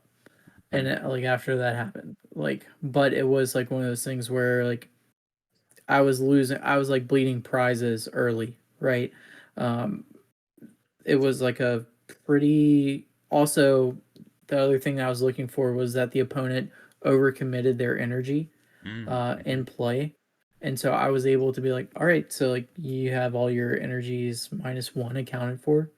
That's another thing to like slowly note about this deck, especially the eggmill version. And you should do this to be a better player in general, is know the general counts for what your opponent is playing. Energy Absolutely. counts, recovery counts, stadium counts, tools. That Mm-hmm. way you can be able to make educated guesses in scenarios like that.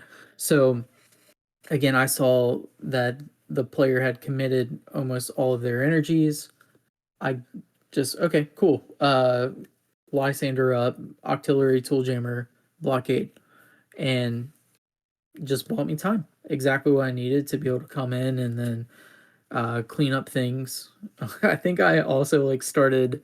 Um, I think one of the turns I yeah, so I had an extra turn, uh, and I just started plumering the energies off of the Whale Lord, like the special energies off the Whale Lord. Um, it was just yeah, it was bad. That matchup's really easy in general for us, but that was one of those moments where I find I don't know about y'all, but sometimes I find myself like getting hot in moments where I'm like, this matchup is so easy, but I'm just like, Yeah. I'm getting cooked right now. Like, we have the answers. We have the answers to be able to get out of most situations. That was one of those where I had to keep a cool head, and I'm like, I don't want to lose this match. Yeah. I Mm-hmm. don't feel like the deck set me up right now to be able to give me hands to win, but we're gonna get there. And anyway, just encourage you that there's always lines. Yeah. You do have to get lucky to some extent. Like I got lucky that my opponent overcommitted. But I was skilled enough to notice that, right? Like I like looked for that moment, and those are kind of the moments that we talk about in buying these times to be able to stall, set up the board, all Mm-hmm. the blah blah bellies, if you will. I think navigating these lines and scenarios, especially with this deck, is one of the most rewarding experiences and one of the reasons why I've stuck to it. It's forced me to become a better player and forced me to play, better than my opponent. And Mm-hmm. if I don't, I get punted. Well, I oftentimes find myself losing, but understanding where my opponent went wrong, where I went wrong has been, and forcing myself to think about the deck is really what has me keep coming back to it. Mm-hmm. So let's talk a little bit about how we finish our games out here. So what's the final end game look like once maybe a lot of prizes have been taken, or once you've got Executor and you're really locking it down? Let's talk about some of those key concepts here. So first one that I have is how are we using Executor here? There's been sort of two different ways that I've been thinking about this card. And one of the ways in the more TerraPlume style of play is just using it as like that one turn stabilizer to get second Torterra up rather than long term trapping. So I don't know if either one of you two wants to jump in and talk about what does that really mean? Why is Executor getting mixed in between our Torterras?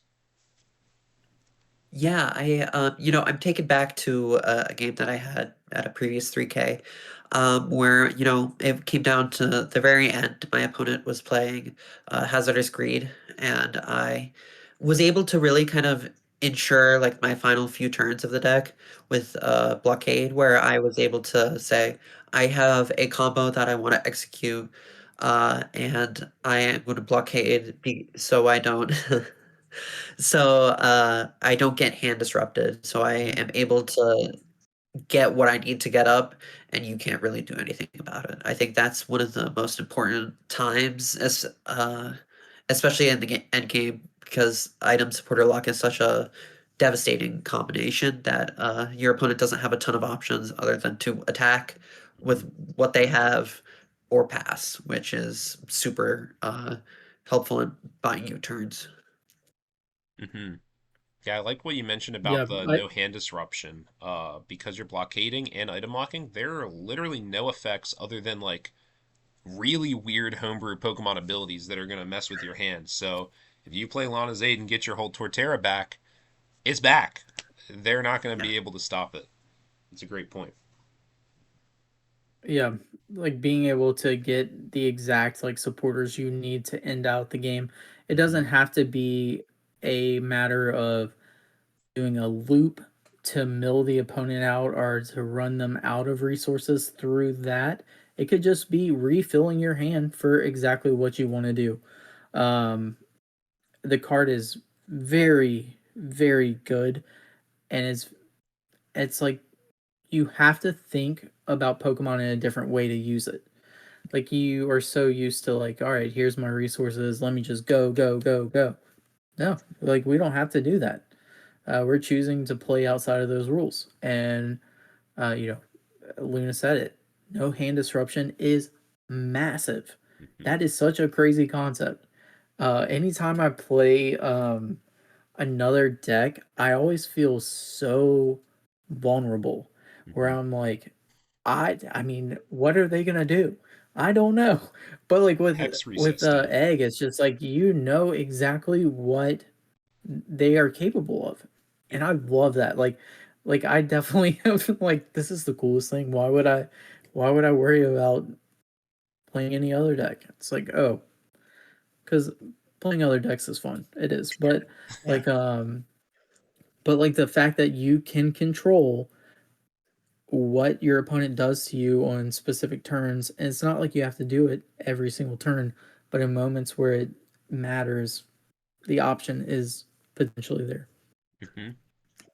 I won't leak what I've been working on, but sometimes supporter lock is just as powerful as item lock, and it shuts down your opponent just as well and buys you turns just as well. Yeah, there are plenty of times in the end game where even if my Vileplume has been knocked out, I'm willing to just go up with Executor, especially in a world where a lot of people have been cutting Escape Rope from their decks in particular.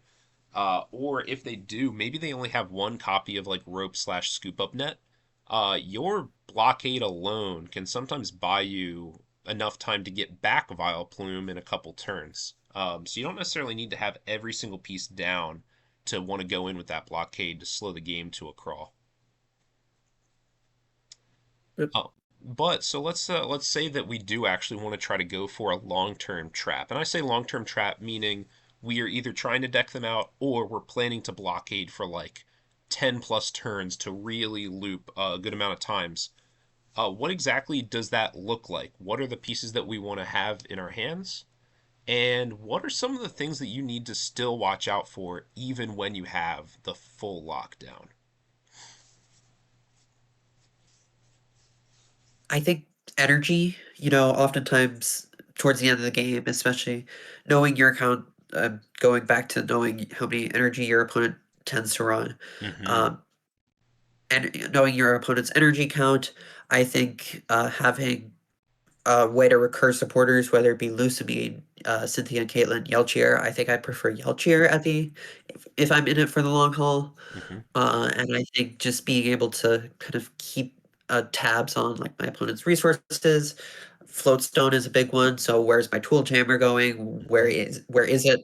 And understanding how to navigate that is important, especially when I am knowing I'm at the bottom of my deck and I'm going to recur supporters for it.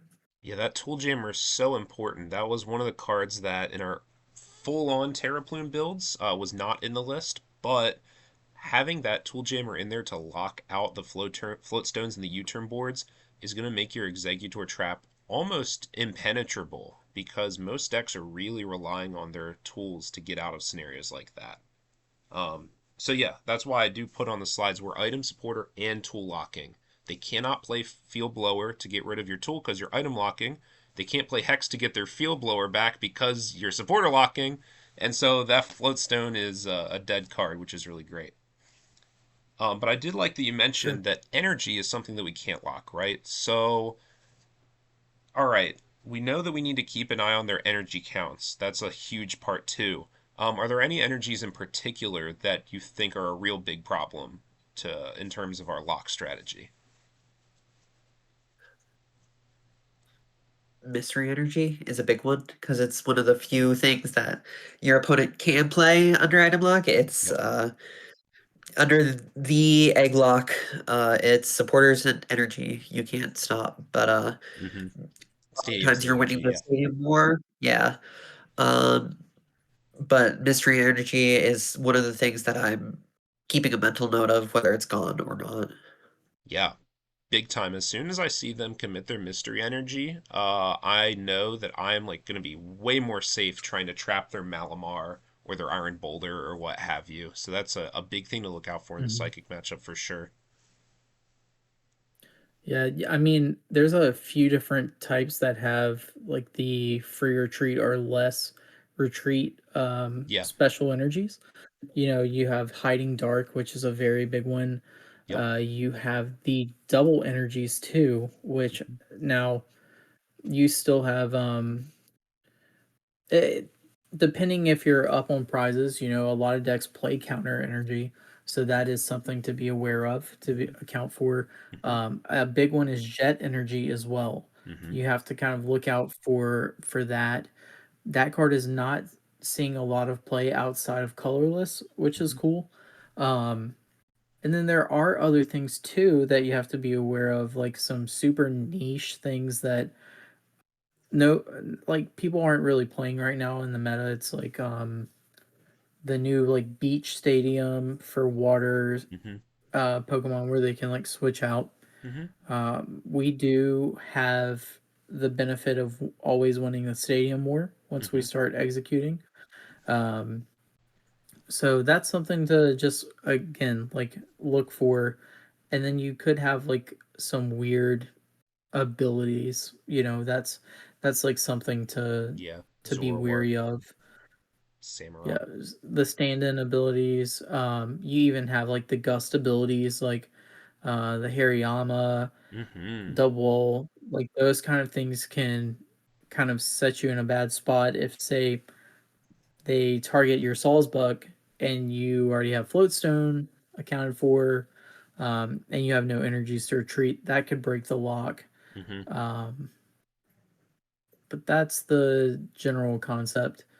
Hmm. People can try to hit you with copycat attacks and you know things like that. There's torment style attacks that can shut off your attack too, that you need to kind of be looking out for. Um, Hmm.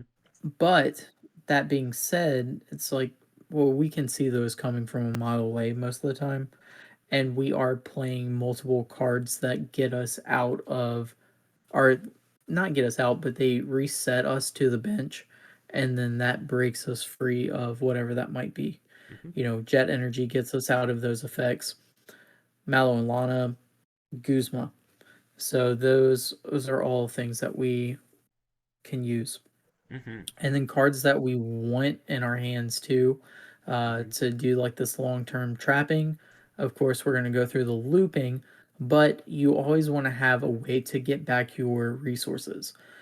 So like if you're going for it, you really want to have the Sinlin Lusamine combo, or if you're at Sweet. the end of your deck, then you do want the Yell Cheer. But basically ways to keep on doing what you want to do, and that might be gust trapping. That also might be hitting their energies off with Plumeria. So you kind of want to have like an objective to do like while you're stalling, Hmm. outside of like prize navigating, right? So I agree. I think having a pivot card is huge. Be Hmm. it Melalana, be it, I think Guzma is the most versatile or the most powerful. Hmm. Um, and just having that is very important and one of the things that I'm mentally keeping track of.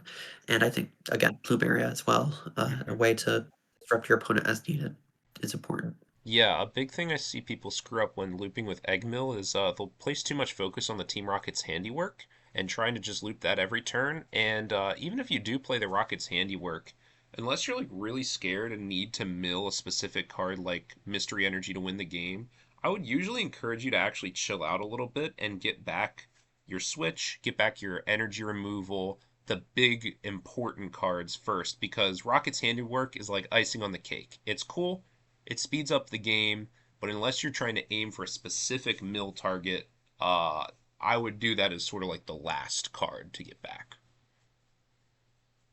Yeah, I So, think that's a great point, mhm, is, like, having, like, filling your hand constantly with, like, good what you stuff. need to keep stuff up, right? Like, you want when we're talking about eggmill in particular, you basically always wanna have Flare Grunt and Plumeria in your Hmm. hand at all times. So, like, whenever they go to attach multiple energies a turn, you have answers to that. Um, and so, yeah, just, like, swat it out of there. Go say, "Just get No way. like that. Yeah, yeah, not today.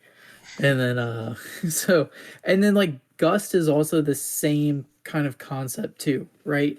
Because like, sure, they can be attaching. Um, a huge, huge thing here with a trapping loop. It's, like, my favorite part about the deck, so I get giddy thinking about it. Um, you might be like, "Well, I their active has no energies on it, so let me just go ahead and shift to using rockets." Nope, not yet. Go ahead and knock all the energies off of a bench Pokemon too, Hmm. so that way your Gust also becomes this massive like disruption too. And speed is a thing. You kind of just set in your mind ahead of time of like, all right, let's say let's knock the energies off the active and one of their bench Pokemon. That seems very doable. You are going to have to use the Yell Cheer eventually, so you're gonna have to take turn time off of being able to knock the energies off. Hmm. So like Guzma or Gust is just like another hard reset for that. So always look into that. It's not just let me mill as fast as possible.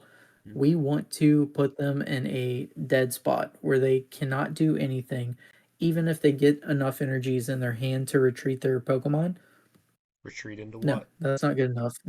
Yep, sorry. So, Yeah, and I want to just talk about this too. So, obviously, in the Eggmill uh, version of the deck, we have plenty of ways to deck people out. In the TerraPlume builds, we might struggle a little bit to actually be able to do that. So, I want to just talk a little bit about what cards do you need to actually deck someone out. Of course, we have to have energy denial, otherwise, it's not going to happen. But we also probably need to have Parallel City or Double Turbo Energy. We've been opting for Parallel City most recently in order to reduce Exeggutor's damage to zero. Because without that, you will eventually take knockouts with Blockade. And usually, taking a knockout with Blockade is going to give your opponent the opportunity to come up with something else and hit you back and get out of the lock, right? So you have to yep. consider a couple things here. Thing number one is, do you have those cards like Tool Jammer, Parallel City, and Energy Removal? If you don't, is their deck just thin enough that you can deck them out even if you are doing 10 a turn? Potentially. It's very possible. Maybe you can do 8 blockades on their Malamar and then 13 blockades on their Iron Boulder, and that's good enough, right? Even if you're not reducing your That's the damage, deck out. it's still a deck out. So, Yep. keeping an eye on the math like that. And if you do play Rocket's Handiwork, maybe you're able to deck out even more often, even without damage reduction. So it's going to be very list dependent and context dependent, whether or not you can go for deck out. If you can't deck out, we need to start thinking of a backup plan, right? Because in my TerraPlume list, I only play Plumeria. We did not play Parallel City or Rocket's Handiwork, so that means that while we can still trap, it's a temporary thing. And I think I did a good job of showing this on stream. What you can do is actually trap something for 6 turns, 10 turns, whatever it is. Do the Yell Cheer loop a couple times to get back your supporters and Pokemon, and then hit them with the Surge Boss Iono, or I should say Surge Guzma Iono to 1. Knock out whatever is the most important Pokemon with your Torterra, and say, all right, you have supporters, but you're only going to have one card in hand plus your draw for turn. And I just knocked out the best thing you had on your board. They might actually not be able to respond to Torterra, even though you're breaking the lock. Absolutely. I will say, I think Handiwork allows you to go a little bit more aggressive with the Executor combo. Mm-hmm. Um, but again, I think uh, TerraPlume is a great example of you not. It's not a end all be all, and it's not. The deck will still function without it. I like that word that you used, aggressive, because in the eggmill version, specifically, you're totally right. I've had plenty of games where I actually the opponent was not doing a lot of damage early in the game. Maybe the confusion was putting in a lot of work, and I actually go in with Executor like turn 3, and if they're having a slow Mhm. game, that might convert into a deck out literally right off the bat because you just Plumeria and Flare Grunt every time they attach an energy, and you just start spamming Handiwork and just crushing their resources. So in the hard Eggmill version of the deck, look out for that line too. If they bench something stupid or just have a bad hand, you can sometimes win from deck out from the beginning of the game. Absolutely. Absolutely. I Okay, have one go off ahead. of like a rare candy Vileplume. Rare candy Vileplume turn 2 into Executor. I've won games just right there. Yep. Like and that like literally like hitting like all those I don't know. It happens. Sign the slip. But yeah, I love call it a that. day. So I do just want to. I put up a little graphic here. I do just want to actually talk through the supporter loop in case you're not familiar with how all these cards interact with each other. So just to briefly go through it, the general idea of the supporter loop is you're going to end up with 3 cards in your deck at the end of the game. And what you want to do is make sure that you have your Surge, Lusamine, and Syncate in play at all times, right? That way, when you have 3 cards in deck, first, you can play either Lusamine or Cynthia and Caitlyn to get back Team Yell's Cheer. Then on the following turn, you're going to draw and draw with Sawsbuck to get the last 2 cards in your deck. Then you can play Surge, supporter of your choice. That could be Rocket's Handiwork or Energy Removal. And then you can use Yell Cheer to get back Surge, Syncate, Lusamine, or maybe an extra bonus supporter if you already have your Syncate and Lusamine. So this 2 turn cycle of get back Yell Cheer, Surge, Funny Business, Yell Cheer, that 2 turn cycle is going to be what you're trying to do. And what you'll notice is this is getting you back +1 supporter every 2 turns. So that means every 2 turns you can either do an energy removal, do a mill, or just hold an extra piece in your hand and build up bonus supporters over the course of the lock. Absolutely. Yep. Any comments about this, or I can just leave it up on the screen and take a little screenshot of it. This is how it works. I think understanding the end game loop, kind of fishbowling it out and just understanding is probably one of the most important things. Kind of start at the end and work your way Yes. back is has been very helpful when I was learning the deck. And I knew as long as I got to the end of my deck, I had that down, I had that down pat, and I felt comfortable with it. Yeah, that's a great point. This is something Yeah. you can practice on your own without an opponent in front of you because your opponent's going to say draw pass. So, and I think I showed it off really well in the stream game. This is a pretty quick loop if you know what you're doing. I was able to really autopilot and just go play, play, play, play, play, play, play, and actually get through like 10 turns within a very short time span because I already had prepared what I was supposed to do in this scenario. Yeah, I think just a really important thing to note is Lusamine over Sinlin Yeah. in the discussion of getting if you're doing the mill package in particular, where you're playing parallel to shut off your damage, you need to be very cognizant Hmm. of that, of like, okay, how many stadiums do they have left? Am I going to need to get Lusamine here to make sure that I have access to that? And then if you are playing Lusamine for the parallel, you s- you gotta kind of like adjust to like grabbing that instead of like a second extra supporter. You just have to Yep. think about that. Yeah, like Um, but yeah, anyway, in particular, like Chaotic Swell can be a card that screws you up there. So that's another thing you can think about when we were talking about building your hand full of extra copies of Flare Grunt, Switch, etc. Building your hand up with an extra stadium in addition to that parallel city could be really useful if you suspect your opponent's playing Chaotic Swell. That way you can bump it and then next turn Lusamine for the parallel and get it down in record time, right? 100%. Great. All right, so now I just want to go through a couple matchups and just talk through some specific idiosyncrasies What are some Pokemon that are problems for us, and how can we deal with them? So let's just start with Monkey Tina. This is definitely the default BDIF in most people's minds right now, and it's the most common deck that we're seeing at big tournaments. What are some of the ways that we're approaching this matchup? I have at the start here heavy Item Lock and Budu turn one is a really great play. How do you guys feel about Buduing into Psychic? I love it. I think denying the Curlia is especially, or Mm-hmm. slowing your opponent down as much as possible, I think is paramount because they too tend to be a little bit more aggressive, and they get their board set up. What part of the reason why it's so good is they get their board set up, they start swinging, and they have that draw. They have the ability to power up your attackers very quickly. So I Mm-hmm. think keeping an eye on that and slowing them down as quickly and as much as possible is perfect. Mm-hmm. Yeah, Yeah, I agree I with that I agree. wholeheartedly. Sure. Yeah, not too much to add there. Just the fact that item lock, they play so many items, especially because they're all building around the The Mew. Mysterious Tail Mew. The the new list, we might see an uptick in Tropical Beach, Mm-hmm. which is like pretty good at giving them extra outs to be able to see what they need. But for the most part, this this matchup is the matchup that you do not want to give item lock up, and starting turn one, right? Yep, Like going going second on turn one, item lock, that just wins you so much of the game.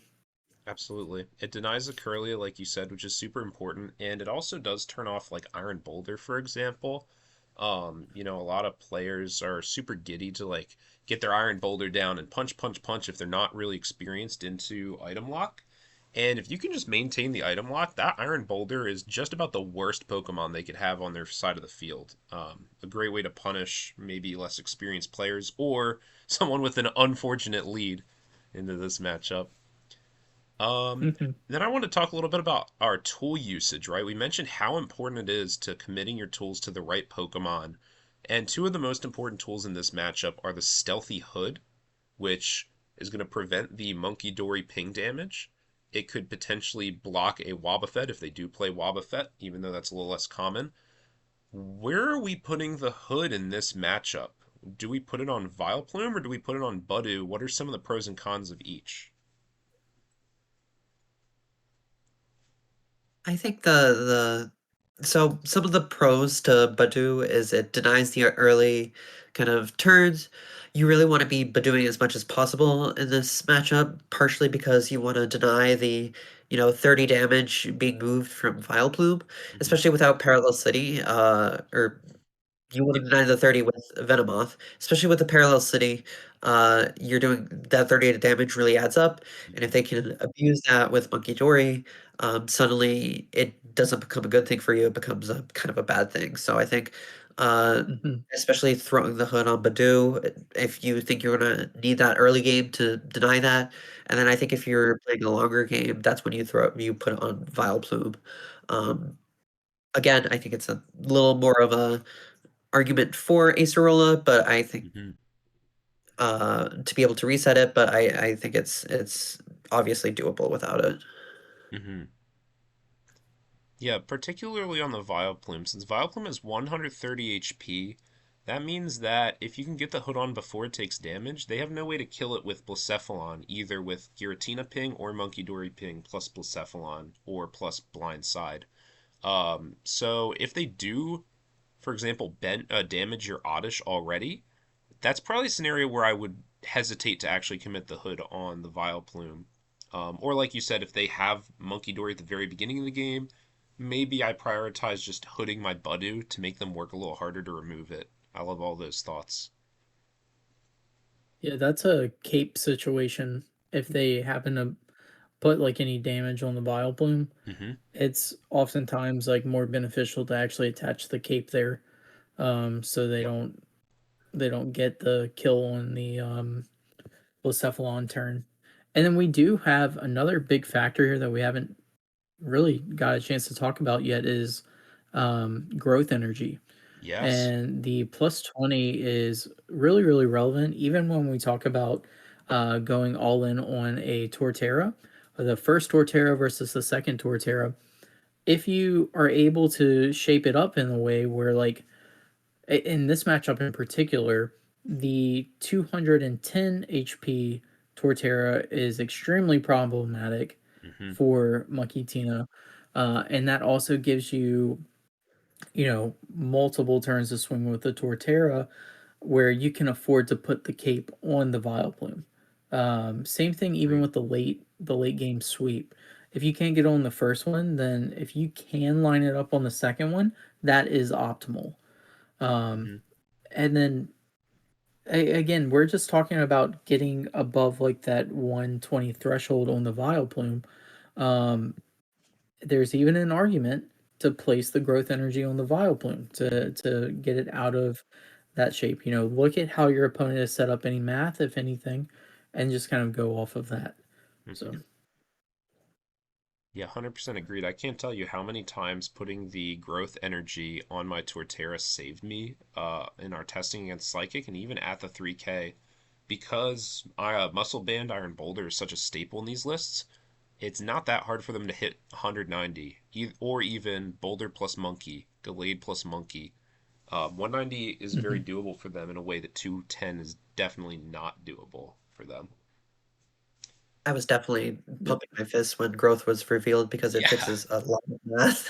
And just to be clear, in this Yep. presentation, there is aromatic energy all over. That's just because of the state of Cardboard Warriors deck builder right now. I would definitely recommend playing the growth energy in place of aromatic currently. So, a Yes. couple other points I want to just go through sort of quickly, not to dwell too much time on each matchup. Venomoth bad. Luna, you said earlier that that 30 damage that Venomoth does really adds up, and I could not agree more. I would say that this is a matchup where actually Venomoth is not the main line I want to go for because of Munkidori. This is the only matchup where I would actually say I try to lean away from Venomoth. I'll still use it if I need to, just to be clear, but ideally you want to try to be using Budu or even Blockade a little bit more often just to prevent them having more damage to work with. Yeah.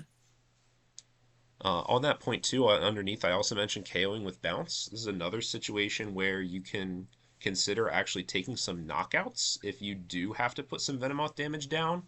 Might be nice to actually finish them off.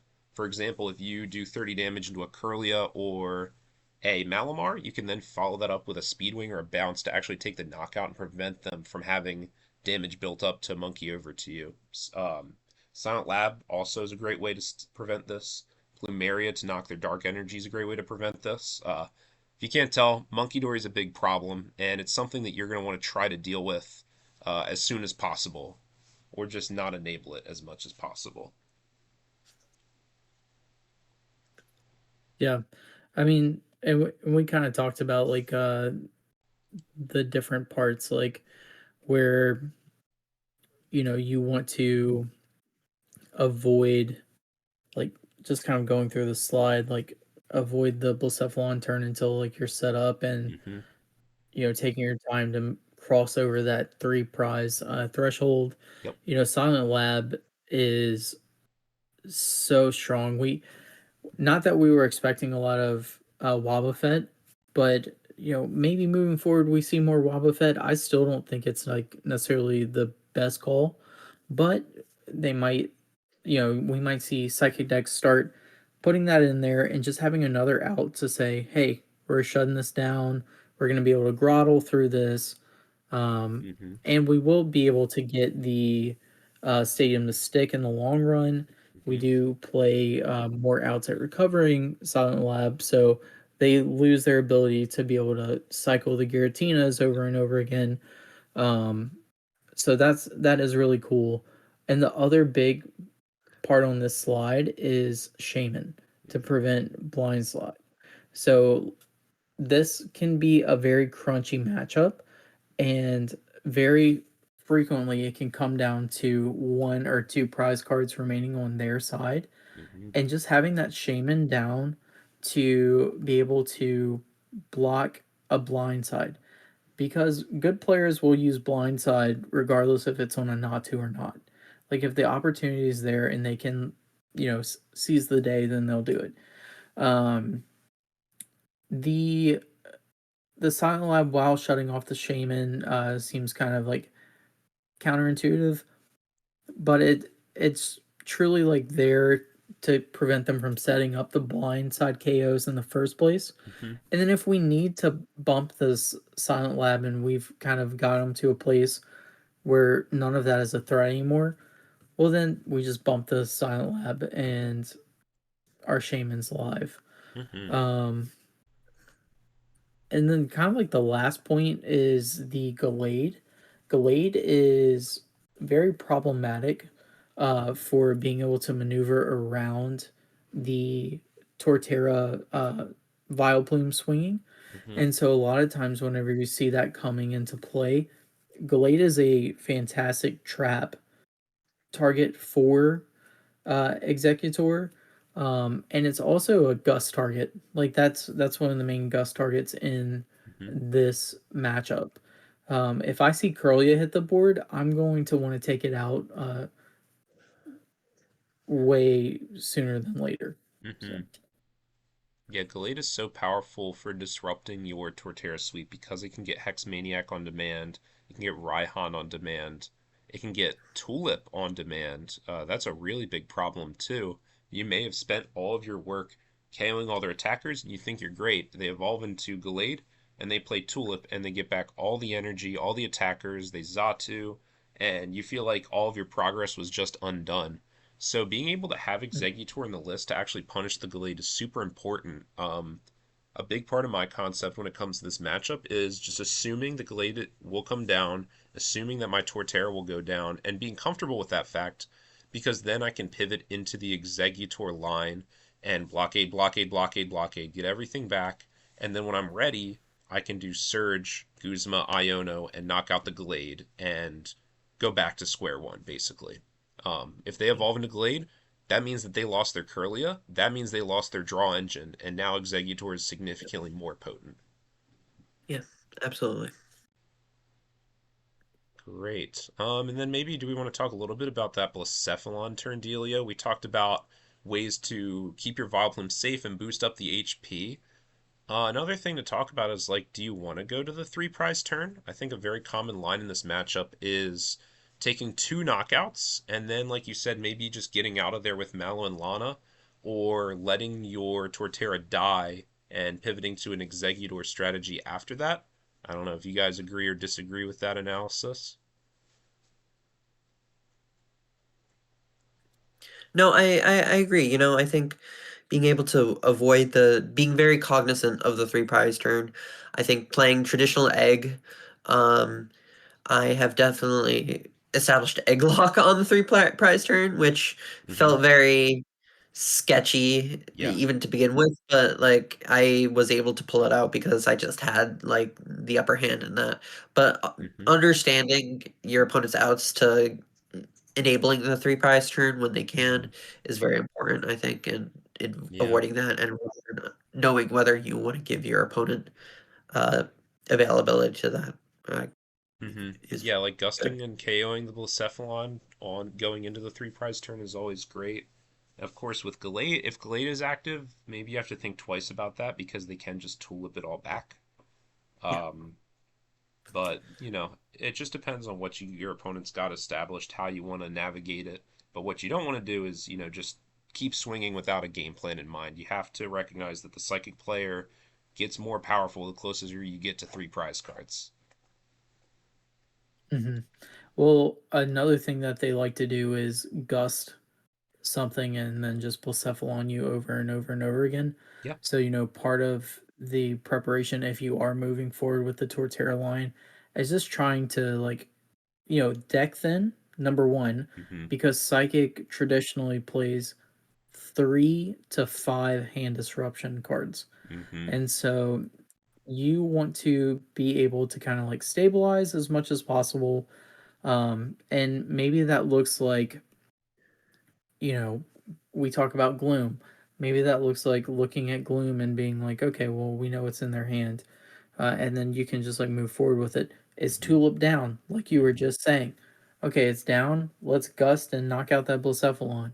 Hmm. Um, yeah, there's just like a bunch of different ways, like making sure that you have that growth energy on that Torterra, or the stuff on the Vileplume. Like all of that stuff can be prepped ahead of time. Hmm. You don't have to move into the 3 prize turn until that stuff's ready. But I agree, like that's still a fine time to be able to pivot and kind of get to a place where you can kind of avoid that the best you can, or just get ready to lose something Hmm. and have your recovery card ready to go too. That's a that's a few different factors there. I think another thing, just one random thing, getting the hood onto the Vileplume, especially to avoid the extra ping done to it, to keep item lockup is also kind of somewhat important as Yeah. well.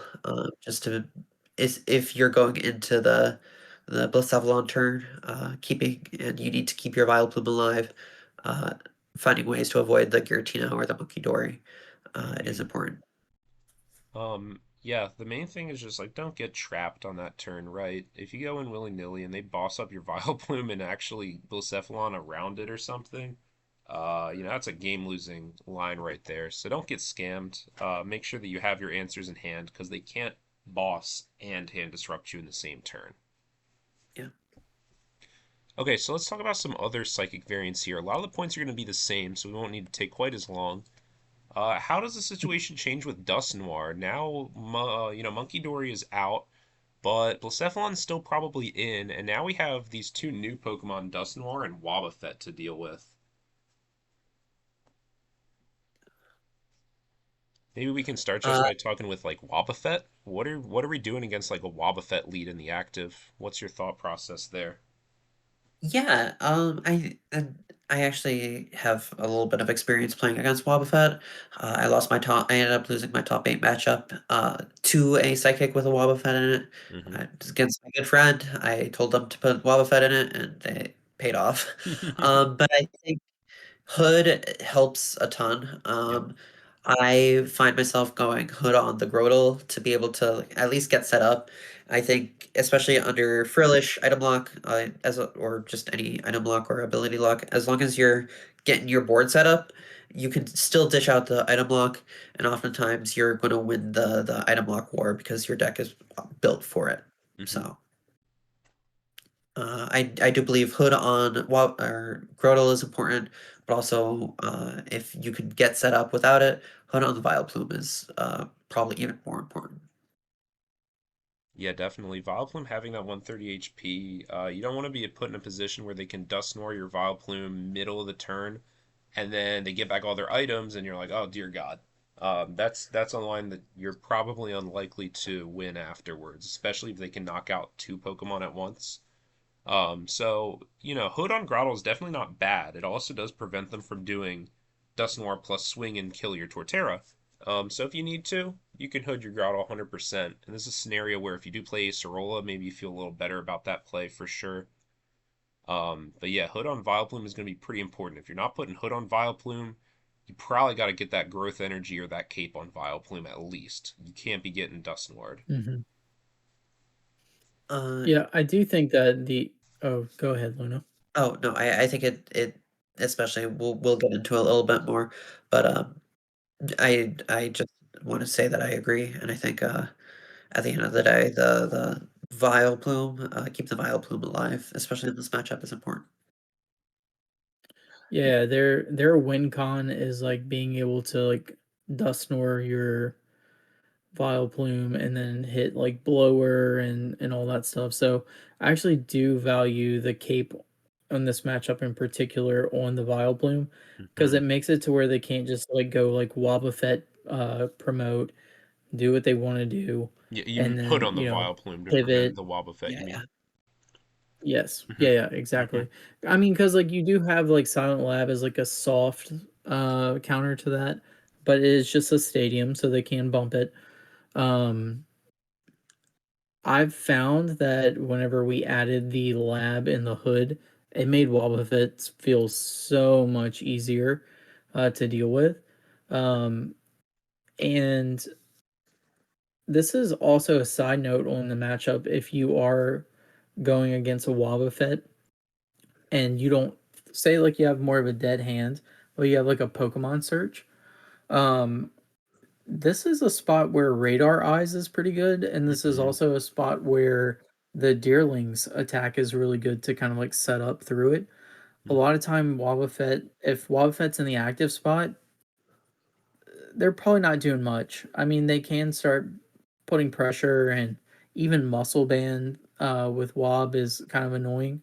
Mm-hmm. Um, but you do have ways to navigate. This is where like you get a little creative with your roll compression squad, and you kind of can dig through what kind of ability lock they can set you up with. Um, because I do believe that in this matchup, you win if you just set up. Mm-hmm. And then once you set up, public enemy number one is Duskull and Dusclops. And so, like, I always value taking them out as soon as I can with Mm-hmm. like a Gus KO. But like once the Dusknor is taken out, you have a little bit of breathing room where you Mm-hmm. don't have to worry about like everything falling apart. Um, it's a very intricate matchup, and I do think it falls into probably our hardest psychic matchup. Um, just because there's a lot of things that they have going, but I don't think it's a losing matchup for us at all.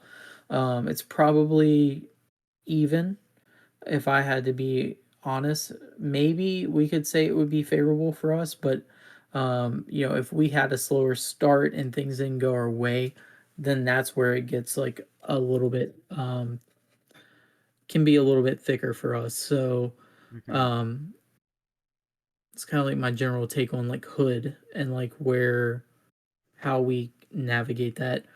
On a side note too, Badooing is extremely strong against them as well. Mm-hmm. We still want to be item locking ideally. And unlike the last matchup, now we have liberty to use Venomoth because it's actually going to confuse the Hmm. Wobbuffet, which is great for us. And they don't have Munkidori Yep. to throw that damage back, so we can actually use Venomoth pretty liberally in this matchup. And since Wobbuffet has a low damage output and 2 retreat cost, well, like I say in the slides, you're stuck with Wobbuffet, but they're also stuck with you. If they're Wobbuffetting you, that means that they're not actually doing anything. Yep. Yep. Cool. I love it. And then a couple of the same points as before. Same deal with the Gallade. Punish with Exeggutor. Watch out for Blacephalon. Try to stick their Iron Boulder. Same sort of rigmarole. And I think Yep. Dusclops is the one reason we can't run the Collect Oddish, which would be the optimal, Great point. but it has to be HP. And I've gotten punished for it before, giving my opponent 2 prizes in that sense. So Yeah, don't get dust clopped. Definitely watch out for that too. Benching like execute in the mid game. Don't just like do that willy nilly because Yep. they can just evolve into clops yeah, and pop your execute. Though I will say I've had actually scenarios where I tried to bench the execute to actually bait them to use their clops on it because I felt that that would have been better for me than them actually saving it until Dust Noir and hitting something better. Um, so you can try to troll your opponent that way, but just be mindful of your low HP guys. Definitely don't play 50 HP Oddish. That's just like a bad plan into Dusclops. I did that once and never again. hmm And then last on our psychic matchups, we have a definitely a very different list to the last two. We have Garbo Box.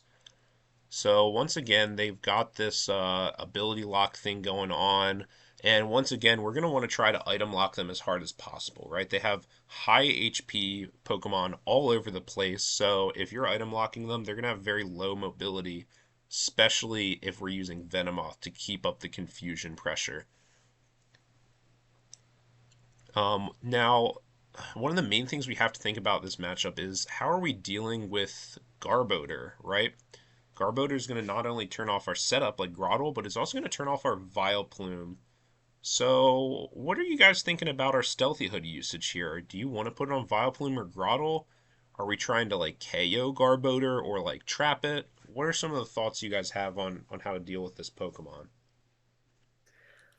I think it's a very interesting. It actually gets a little bit more interesting because I think Garbo Box in particular is a very defensive deck. You know, it Hmm. also tends to play the item lock game earlier, Hmm. and they can run into an issue where if you're item locking them back, they aren't necessarily set up.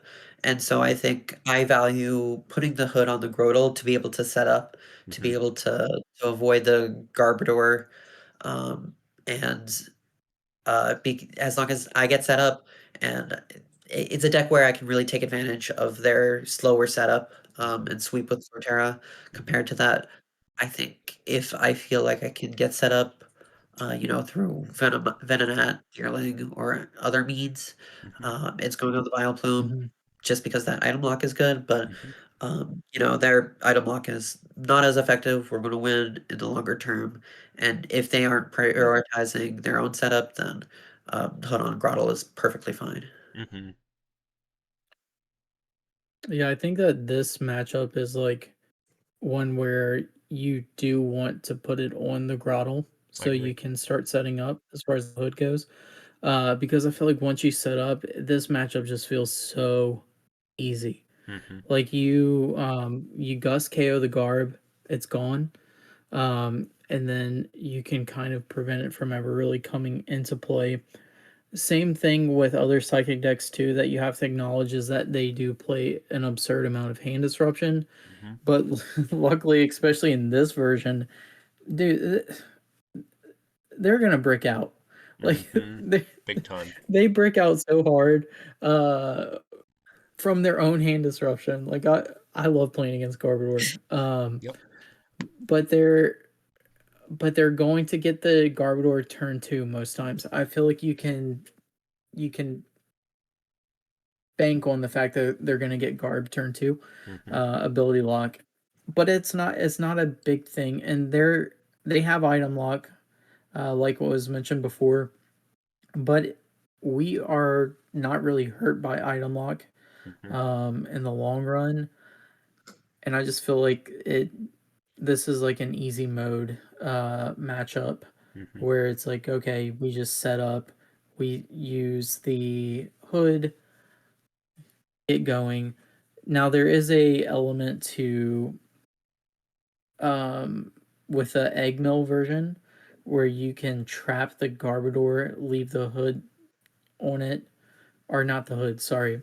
You leave the hood on the Vileplume and you gust trap the Garbodor, and at that point it's okay. Like there that thing's stuck. It's not going anywhere, I'll even and say, you can like, you can just like energy deny it. even if you don't have your hood on the Vileplume, I don't know if you guys have been looking at these Garbo Box lists. They don't play any item-based switch cards. It's like genuinely appalling. I'm not sure what's up with that, but I've won this match more than like any other matchup, maybe with the exception of Drago Box. I just win by decking them out half the time, even if I don't play all the mill stuff. Like it's so easy to just trap Garbiter. The retreat cost is enormous. The attack is garbage. And their deck is just generally slow. I don't think it's too hard to go for an early Executor angle here and just completely shut them out as well. Trapping Frillish is Yeah, also I Yeah, Frillish is good. a great Pokemon to trap, yeah, I 100%. love trapping Krillish. Yeah. Yeah, get out of here. We now we don't have this deck on the slide, so I don't really want to go super into this, but I do want to state that also a deck that falls similar into this category is the new metal deck Mm-hmm. that people have been playing, where they have no they actually have the grass resistance, which Mm-hmm. makes our life so much So easier, easy.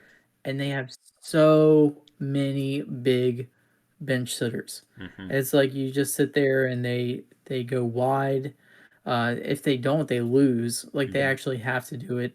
Um, they try to lost zone the Torterra, which Mm-hmm. is okay. If they don't lost zone the Torterra, they lose. It's just like a really easy matchup for us. You just have to know what you're looking for. You're looking for the Gust Trap. Yep. Um, because again, we have the energy denial that we can sit there and loop on them. Um, once going through their deck and all that. So we can just keep on gusting and gusting and gusting. Yeah, Um, without the free retreat Archaludon, it's like everything's a liability. Bronzong is their best way to get energy back, other than the one Mount Coronet, and through that's like the retreat. biggest liability imaginable, you know? So they just like cannot play Bronzong, or they're just throwing the match. It feels like a pretty solid matchup to me. Even Iron Crown Yep. 2 retreat is like Yeah, fine. right. Iron Crown cooked, Zamazenta cooked. All these Pokemon are just absolutely terrible in the face of Exeggutor.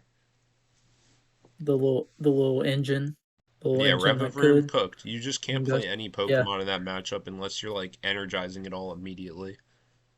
Yeah. Yep. So, Cool. um, let's I'm keep down for going the next here. matchup. We'll make some good pace here. Next, let's just talk about fighting in general. This could be RDT, Barbarical. I think our game plan is very similar no matter what. The main things to talk about here is, of course, most of the good fighting Pokemon these days are actually weak to grass, which is really cool for us. This means that this is going to allow us to actually take KOs with Sawsbuck and Venomoth much more frequently than we often can. So those are Pokemon that I especially try to prioritize in this matchup. I'm usually not actually going in with Torterra nearly as early because I actually don't need to. It's very easy to knock out Solrock or Tinglu or Barbaracle here. You can use the Confusion to slow down Okidogi, even though it's not weak, it does have 2 retreat cost, as does Lucario, as does Machamp. All these guys are going to get really screwed over with Venomoth and Sawsbuck. I I agree. think. Sorry, go. Go ahead. Okay. I agree. I think fighting in particular is one of those decks that like you mentioned earlier, if I lose to it, it's probably because I'm kicking myself because I made some egregious misplays to lose to it. And I Mm-hmm. think it's very easy to take advantage of, and them functioning under item lock is very difficult. So I think it's Mm-hmm. a very good matchup. I think the big thing to acknowledge with this matchup is that they will be getting ahead very quickly. Yeah. Mm-hmm. And so this is a matchup where you have to be able to just like breathe under some pressure Mm-hmm. and just know that you're going to stabilize. The win con for this is just straight up Silent Lab. I don't know. That's what wins you games. Like plus Cape Torterra, they cannot answer that. We have the lab to shut off the Okie dokie. And again, Mm-hmm. I feel like you hand disrupt them mid to late game. I've never seen a deck fold harder Yeah, you gotta really to save your that. N and Iono in this matchup because like you're gonna see them Hmm. draw a bunch with Lunatone, have these like 12 card hands in the early game. You're gonna be really tempted to play Iono and just bring them down to like 4 or 5 cards, but I think that usually this is actually pretty dubious because even if you Iono them down to 3, all they need is an energy to keep drawing out of it, and that's not too hard for them to find. So I usually do Hmm. like to save my ends and ionos until I'm getting them down to 2 cards in hand or am pairing it with a silent lab to maximize the chance of it being impactful. Absolutely. Um, Another important factor in the matchup is Hood now because a mhm. lot of the fighting decks are switching to using Hariyama. Yep, So this is a matchup that I would suggest putting Hood on the Vileplume. I 100%. think that that's probably ideal. That way, like, I mean, they can gust and knock something else out. That's fine. Like, as long as we just keep our item lock up, we're good. Also, the Hariyama being able to swing for 210, I Yep, believe, is like kind of I'll watch out for it. obnoxious. So I would say that that is probably your gust target that you want to take care of. Hmm. Um, and they can get it back pretty easily with like Clara and Tarragon, but it's just a matter of like keeping the energies on it can be a little tough. Hmm. Um, Yeah, it needs 3 but energy to again, that's attack. That's like going to be difficult for them to piece together unless, you're letting them have access to Raihan, Barbaracle, that sort of thing. sure. I think that's solid for that matchup. Hmm. All right, so that's fighting, not too difficult. I would also say that water may be our best matchup. That's how I've been feeling about it recently. Big points here is that Budu is like ridiculous. Water is always trying to hit that turn 2 Drizzile, right? And if you are Buduing them, the odds of them having turn 2 Drizzile just went way down. And if they do have turn 2 Drizzile, the odds of it being good also went way down. Because they can Drizzile for what? They can't get their ball guy. Maybe they can get a Reizu, but that assumes that they got all their basics out in the first place. Maybe they can Lilies, Hmm. but they're going to just Lilies into a bunch more items and never get their Pokemon and energy out. Item lock is just so huge in this matchup when Octillery is their draw engine. Keeping up item lock is going to keep their deck so clogged. They're never going to find the 4 energy for the Wailord. They might not even find the Wailord. Just keep item lock as at all costs.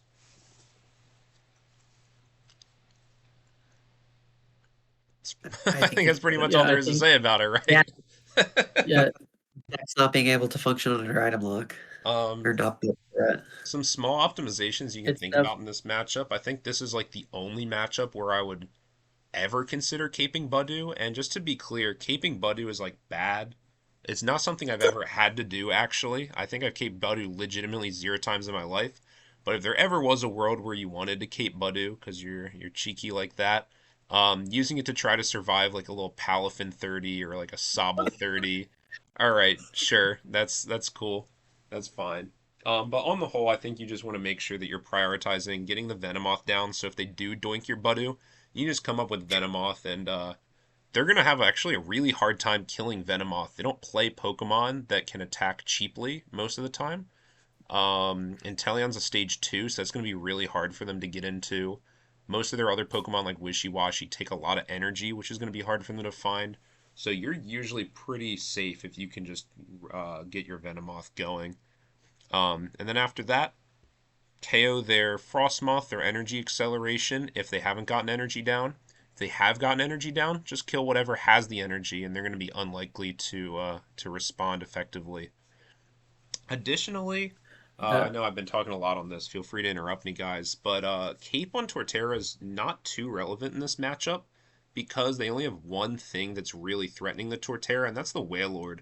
So I actually think this is a matchup where you can hold off on that Cape a little bit and actually consider using Tool Jammer on Torterra sometimes.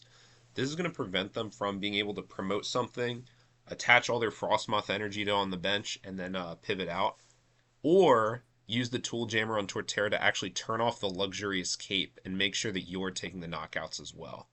So you don't necessarily have to put the tool jammer on Torterra right away, but I actually like to keep the cape off of my Torterra in many scenarios to give me the flexibility to use jammer if needed. yeah. I would definitely say the biggest thing, like, that's very true for Hydro Pump matchups. I think the main argument for Cape Torterra comes into the lo-fi versions, Yes, definitely. where they have a very hard time dealing with a Cape Torterra, Yep. and that's also like that is a odd matchup where the if they're using like any of the ping Pokemon that like hit the damage passively, keep in mind that you do play um, Hood, and then Lab is really good too in that matchup for shutting down their Fione because Yes. Fione sometimes low energy water plays Fione, Mm-hmm. and that card can be super obnoxious. But just keep in mind that you do have those tools to kind of help slow it down. Mm-hmm. Similarly, the Seismitoad that is seen in some of like the more lo-fi water builds gets completely shut out by Hood. Yep. So that toad can go frig off. Um, I just don't have time for Seismitoad. Yeah. Sorry. Um, Yeah. anyway, but the matchup I agree as a whole is um completely I want to say it's free. It feels like the I have to easiest get like matchup I've really unlucky to lose to ever water, played. to be honest with you. It's Yeah. just easy. I Also, agree. I think yeah, go ahead. I think it can get a little sketchy when your opponent does get a Bax Caliber in the event that they are playing a Hydro Hmm. Pump variant.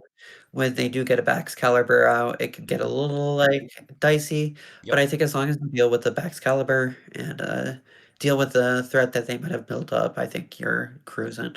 Yeah, if they are getting into that Bax caliber, like be super mindful of Kyogre as well. You don't want to be caught without a Shaman on the bench if you suspect that they do play Kyogre. So, just keep your mind alert. Just because it's an easy matchup doesn't mean that you should play casual, of course. Let me just turn this brain off for a sec. And Not with also to the egg. lo-fi, I just want to mention a couple other things to think about, right? In a lo-fi deck, most of their attackers are also very conditional. For example, the Misty Starmie is only upon evolution. The Palafin actually hits itself if it's been damaged, so try to abuse those conditions as much as possible. If they do evolve into Starmie and hit your Torterra, try bossing around the Starmie and hitting their Palafin instead. If they go with Palafin early, try using Venomoth or Bounce on the Palafin to force them to KO themselves before you go into Torterra. Yep. There's a lot of ways that you can actually abuse the conditional nature of all of Water's Stage 1 attackers. Yep. All right, a couple more. We've got Dragon. This is a matchup that I particularly don't love as TerraPlume, but love as eggmill. And this was one of the main reasons that I actually shifted towards adding the Plumeria at sort of the 11th hour back into the list. Let's talk a little bit about Dragon. How do we approach this differently from the other matchups we've talked about? I think for me the biggest thing against Dragon is Force of Vitality, the Executor. You Mm-hmm. really don't want to without a Shaman down Mm-hmm. or have an out to it and get Raging Bolt Lost City. Mm-hmm. I did lose it was a we went to time. We ended up going to time, but where my egg got Lost City early and I got completely punished from a Raging Bolt. I think if you're not careful, the bolt can go unchecked, and I think that's where it can get a little dicey if you can't get out of those early turns. Yeah. Yeah, it's a matchup where Lost City is kind of like a really big factor. This is one of those like we mentioned way earlier in the video where we're talking about this is an executor lead matchup, Mm-hmm. or it can be beneficial for that. Mm-hmm. Um, this is also a game where we call it the color game, where you target down very specific energy types. If you notice that your opponent happened to discard, say, a fighting energy off of an Ultra Ball or a Mysterious Treasure or something, you then like look for fighting energies when your opponent plays them down, and you discard them. Mm-hmm. I'll like pick one color type to discard, and then I'll try to trap that Pokemon in the active spot. Mm-hmm. Um, they do have a little bit of a harder time with confusion, so that is something to look into. Mm-hmm. Um, but I feel like this matchup feels totally fine. It feels pretty positive in my experience. Um, there's a few different versions of it going around now. There's the 60 that people are calling Dwagons. That's like an Evo version that does play the Jet Cruise Dragonite, Mm-hmm. that gives the Pokemon free retreat. So that's something to think about, but that deck also just folds to the color game. Mm-hmm. And there's different things that you have to look out for. Evo dragons have Haxorus that can be a little obnoxious sometimes. And there's really nothing you can do about the Haxorus except kind of plan accordingly, right? Like if Mm-hmm. you can, in an ideal world, you'd attach two basic grass to that Torterra, and Mm-hmm. then you just go with Cape. It doesn't matter. Um, but I'm pretty sure that the middle evolution can't even be hit Repulsive. by Plumeria or anything. Yep. So you're just Correct. gonna have to take that on the chin and just be like, okay, well, this is what my opponent has in front of me. Mm-hmm. Um, Garchomp is kind of not that threatening Hmm. 160 is just kinda mid. The Also, Stealthy they're Mill is discarding really 2 bad. cards every time. Yeah.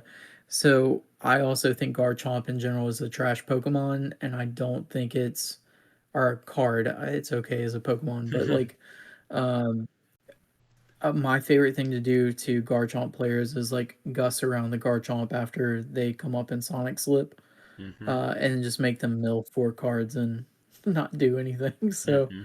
um yeah, it's just a matchup where, yes, they can put pressure on. Raging Bolt can be very oppressive, Hmm. um, but it's one of those games where you just have to stabilize, and that's all Hmm. it is.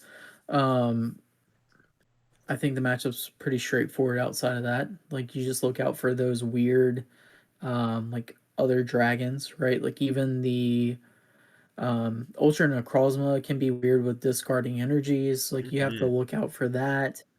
Um, but it's just like knowing what's in the card pool and knowing what they can come up with, and you just play accordingly, right? You probably don't want to put Silent Lab down against Ultra Necrozma decks. Um, just little things like that. But yeah, the matchup's really good with Executor early, Hmm. and just be wary of Lost City. If you are in a meta that plays a lot of Lost City decks, go ahead and just play the eggmill version Yep. because that's way more resilient to Lost City. You can also So I throw in think like we're good with Rescue that one. Scarf if you're feeling super worried about it. Like if your local scene doesn't play a lot of decks where Stealthy Hood is relevant, you could just try swapping Stealthy Hood out for Rescue Scarf, for example, and that could be like a good tech for your local meta. Um, Sure. yeah, two other like things that we can mention here is we mentioned it earlier in the video, but Gloom is really good into this matchup because it forces Pokemon into play. It's going to make the energy game that you're playing a lot easier the more Pokemon they have to try to keep energized and try to keep off the field. And another big paradigm I Mhm. like to keep in mind with this matchup is because of the energy game, we're actually usually going for deck out unless you just run them over, which is possible. But I would say more than any other matchup, this feels like the deck out matchup to me at least. So when I'm using Torterra, I'm actually trying to think of Torterra not necessarily as the prize win condition, but actually as like a super flare grunt. If you knock out their Yeah. Raging Bolt that has 3 Yeah. energy on it, it's like you just triple flare grunted them. That's how I see it anyway. Especially if they Mhm. follow it up, usually their best way in Dragobox to kill you is Dragonium Z.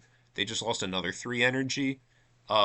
Sometimes after they kill your Torterra, they just don't have enough juice to deal with the Executor plus Plumeria spam afterwards.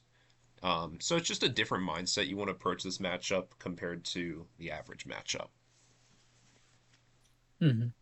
I agree. I think especially an egg in particular, thinking your Torterra as an extension of your options rather than like the end all be all is also important. Sometimes you just run games over with Torterra and Vileplume, but sometimes you need to be more methodical about it. Mm-hmm. Big time. All right, and then the last matchup that I want to bring up today is colorless, which can take a couple different forms. Particularly, we have like the traditional hops colorless version, and then we also have the Harambe Swellow version that are sort of two different things we can contend with here. And just to like start out, I think similar to Dragobox, this is a deck that's a little bit more resilient to item lock because usually Fan Rotom is going to help them get all their Pokemon on turn one. Winona can help them get all their Pokemon on turn one, capture energy. So the item lock is maybe just a little less relevant into colorless than usual. They're going to probably be able to knock out your Budew pretty quickly thanks to Fan Rotom as well. Maybe this is a matchup where we consider going Executor. Maybe we still use item lock anyway if it's there. What do you guys think about those two angles in the early game versus colorless? I think Silent Lab also plays a huge role, Mm-hmm. against Snorlax, being prepared for that to go against that. I think Mm-hmm. Um, I'm more inclined to go item lock, but Mm-hmm. I could see an argument for either. I think if I'm going item lock, it's usually through Badoo, Mm-hmm. uh, building up a Venomoth to be able to respond to anything my opponent might have. Mm-hmm. I think Fanroad can get a little dicey, especially if your opponent goes Fanroad quick KOs. Mm-hmm. But I think it's as long as you don't panic and you stabilize, it's a very manageable matchup. Hmm. Yeah, I think that this is another Lost City matchup that you have to be Yep. really wary of.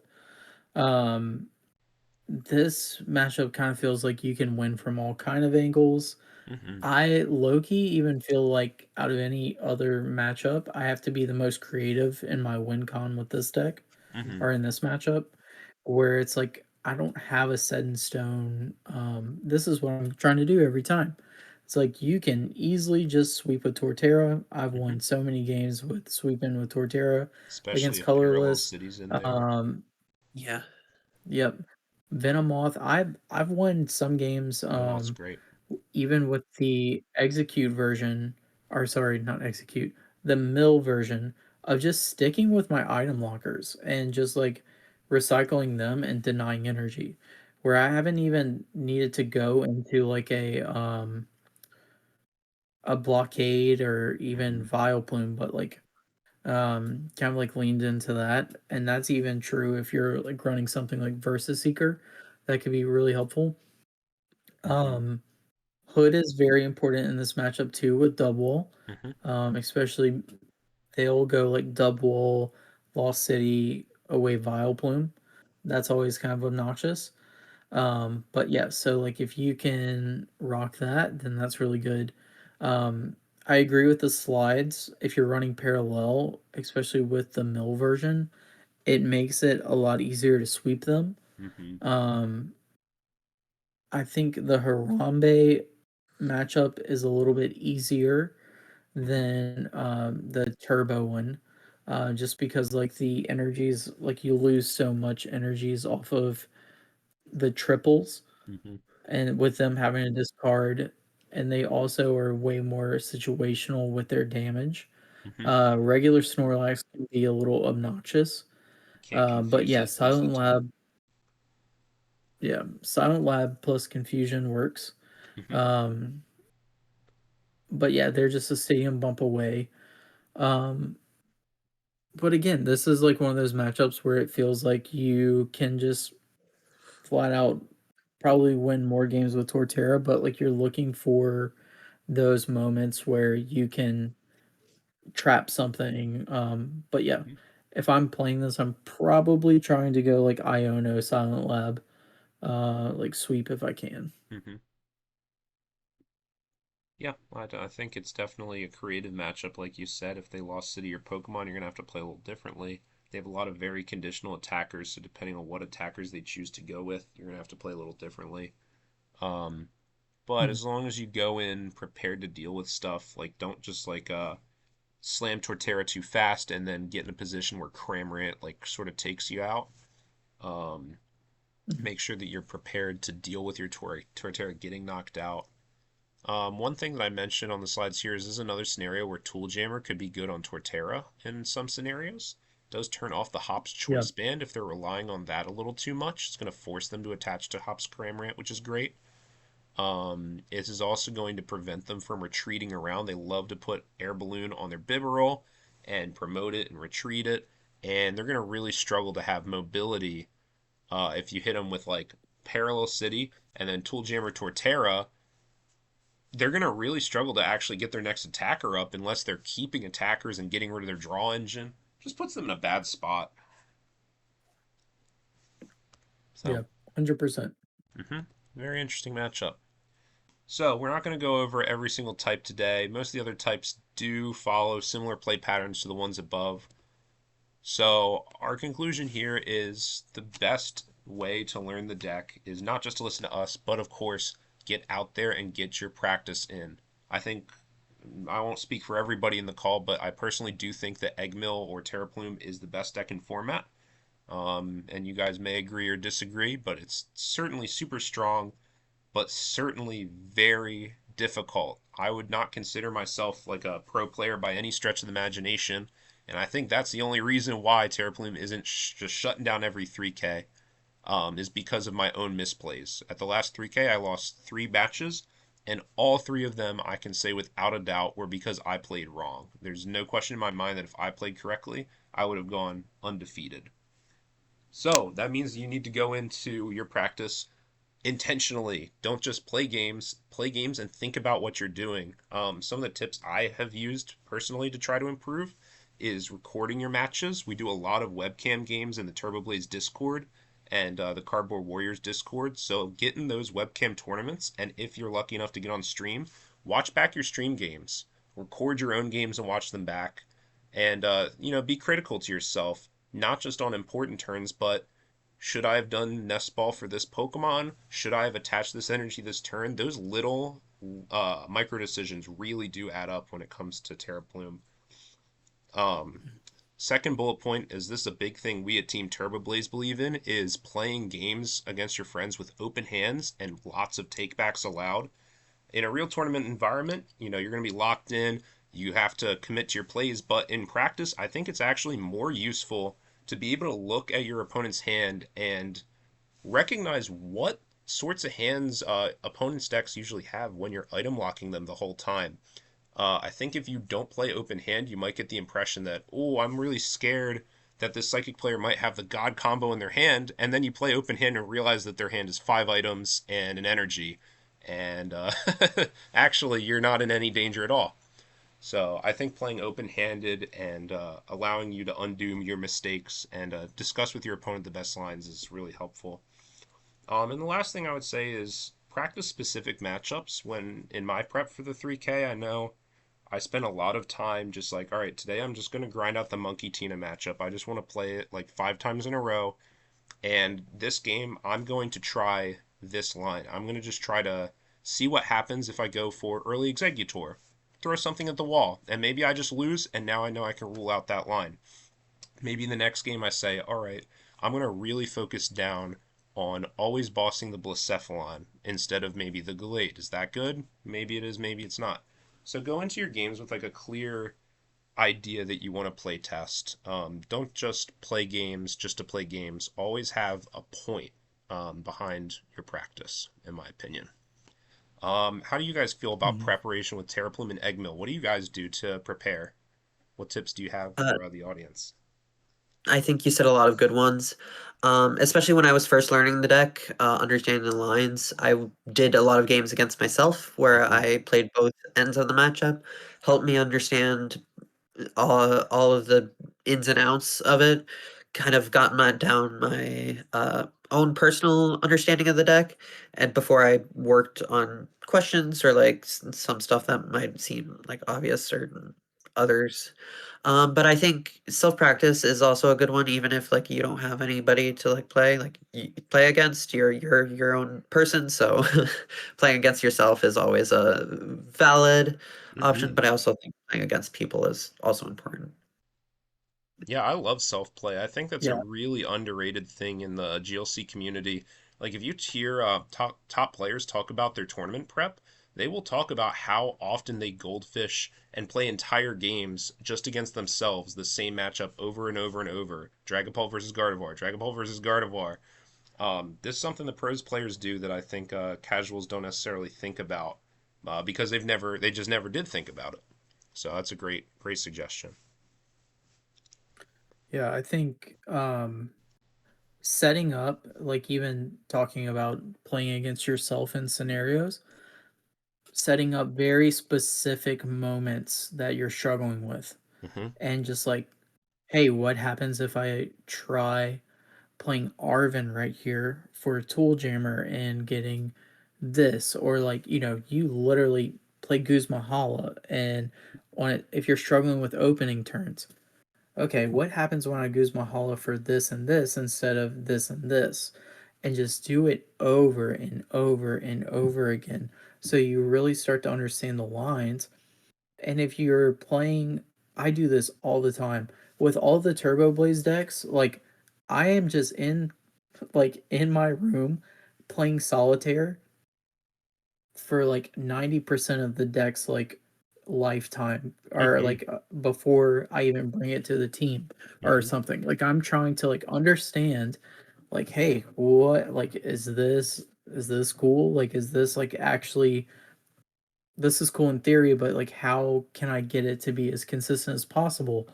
And I tell you what, eggmill has been the base of like my GLC like deck building, and it came from solitaire, solitaire, solitaire of just me sitting there. Okay, I'm playing. What happens if I play the psychic matchup and I have Pokemon League headquarters? Okay, well, how frequent does that come up? Or what happens if I play Galar Mine? Mhm. I went through so many different phases of this deck. Um, and ultimately, like, you get new cards, blah, blah, blah, decks change, but you get that kind of data and you understand the value of cards by not only seeing like a result, it's not necessarily even seeing a result, but it's like if I'm playing against this deck, how um crucial is this card in this matchup, or how painful is it when I just Guzma and play Badu, and Mhm. seeing your opponent's hands and like actually looking at the effects that that kind of play can have? Because you could just sit there and tell me, oh, well, you can just attach an energy and retreat. Okay, that's cool. How often do you have that energy in your hand? Mhm. How many turns does that give me? And that's the kind of things that we think about when we develop decks. And that, like, we've played, all of us here have played a lot of games, and we do have a lot of experience with the deck. And like everybody's saying, it's like the solitaire, it's practicing the loop, becoming super super efficient, understanding like, hey, when we're talking about doing the loop, do I have time to play rockets here, or is it more beneficial for me to get back Flare Grunt and Plumeria? So there's just an absolute like trap, and you just don't have that kind of way to be able to like dial in those decisions if you're just showing up to league with to win a grass badge with Eggmill. Mhm. Like, I'm not trying to discourage people and say that you can't even do that. But if you're looking at trying to be like the best that you can be as a player, this is a deck that will help you improve as a player. And it will also, I mean, the reward for playing this deck, I kind of think is addicting. Like, it's like Mhm. very much like I'm always coming back to this deck. I'm, it doesn't matter what other decks I'm working on. I'm still interested and want to play games with Eggmill. Um, and just to say, like, encourage you, maybe some things that we've talked about with getting to know this type also does translate for other decks, sure.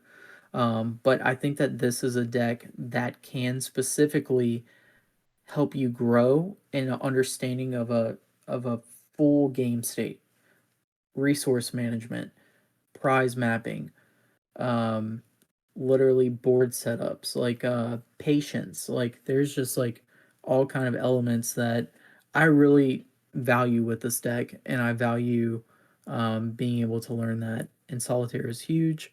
Um, and I can't recommend that enough. So Mhm. Couldn't have said it better myself. Yeah, yeah, absolutely. I know how many sorry. hours you've solitaire. I've sometimes watched this guy on Discord play against himself for like 4 straight hours, and I'll be honest, I don't have that kind of discipline, but that's why I only got top four and not top one. If you put in the hours, you'll be top one.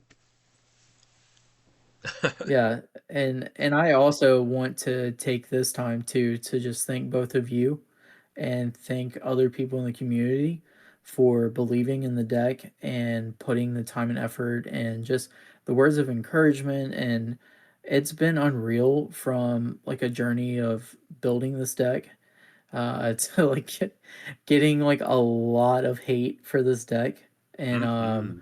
just like but still like staying to the dream, and like having people like y'all along the way show interest and hop in and just like put the blood, sweat, and tears into the deck and showing results. Like, I just thank y'all, like, from the bottom of my heart, like, it means the world to me. I remember when we were at, the Mega 3K, and, like, Luna top 8 with Eggmill, and I, played RDT, and I remember when we first like top eighted, I'm not gonna lie, I was more excited that you top eighted with eggmill than I was with like RDT. I was like, it's like, oh my god. It was like the ideal scenario would have been like you beating me in the finals with eggmill for me. I agree. Like that would have been sick. Which I did not want to see that as an RDT player either. Like that would have been bad. But anyway, I just to say like I appreciate you two and I appreciate everybody watching this video and you know, just even being curious about it. This is a deck that for me, we didn't go super into the history like we have in the past of these decks, but like this is a deck for me that feels like it defines or it's really defined me as a deck builder in the community.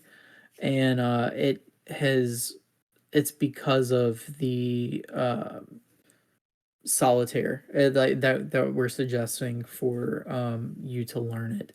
But like anyway, it's just been cool to see like the flip script or the script flipped on like people being excited about it, and like I know y'all's top placements with the deck have been very helpful for that. So anyway, I just appreciate you guys so much. Like y'all are incredible, and I thank you for all the work that y'all have done for sure with the archetype. Oh, of course. I mean, I have so much to say. I've put so many hours into work. I've worked so long with y'all, and I could not be more thankful. Like, it's crazy to think like this is a deck that is like people are like considering like having a game plan against tournaments. Like, I wouldn't be where I am without y'all, and I'm super thankful for, you know, being there to answer questions, being there to help guide me, and I owe owe a lot of my success to both of you too. So 100% same here. I would not be nearly as decent as the deck as I am if not for both of you. When I first started playing Eggmill, I was absolutely garbage at it. I was misplaced city. I was always getting the wrong Pokemon, and I appreciate both of your guys' patience and many hours of testing to get the deck to where it is now. But yeah, Yeah, and thank you all for listening absolutely. very much. I know this has been a very long, but hopefully very informative video. Before we go, I think we do just want to shout out our sponsor, Collectors Connection, one more time. You can visit them at collectorsconnectionduluth.com or visit them in person if you're in the Duluth, Minnesota area. Please give them your support as they give us their support. Any other last shout outs or comments before we go? I definitely just want to shout out Luna for just doing this video with us. I know it's a Turbo Blaze video, but it's also the Eggonomics video, and you know, obviously, we appreciate you taking your time to be here with us. And it Mhm. again, not only just you playing the deck, but like you just like pouring into the community with us. We definitely appreciate you, and we love that you're here to represent with us, and it's awesome to have you here. Absolutely. of course, you know, I think the Turbo Blaze people, shout out to y'all. I think y'all have been doing great work for the community, and I have made some memories with y'all. Logan, I know we faced at Knoxville back when I was playing Shot Clock, and I couldn't be more happy with y'all, and I'm happy to call y'all friends. Yeah, Yeah, thank you so absolutely. much. Same. All right, thank you So guys all for listening, we and please feel free to reach out to any of us if you do have questions about the list. We'd always be happy to answer. absolutely thank y'all.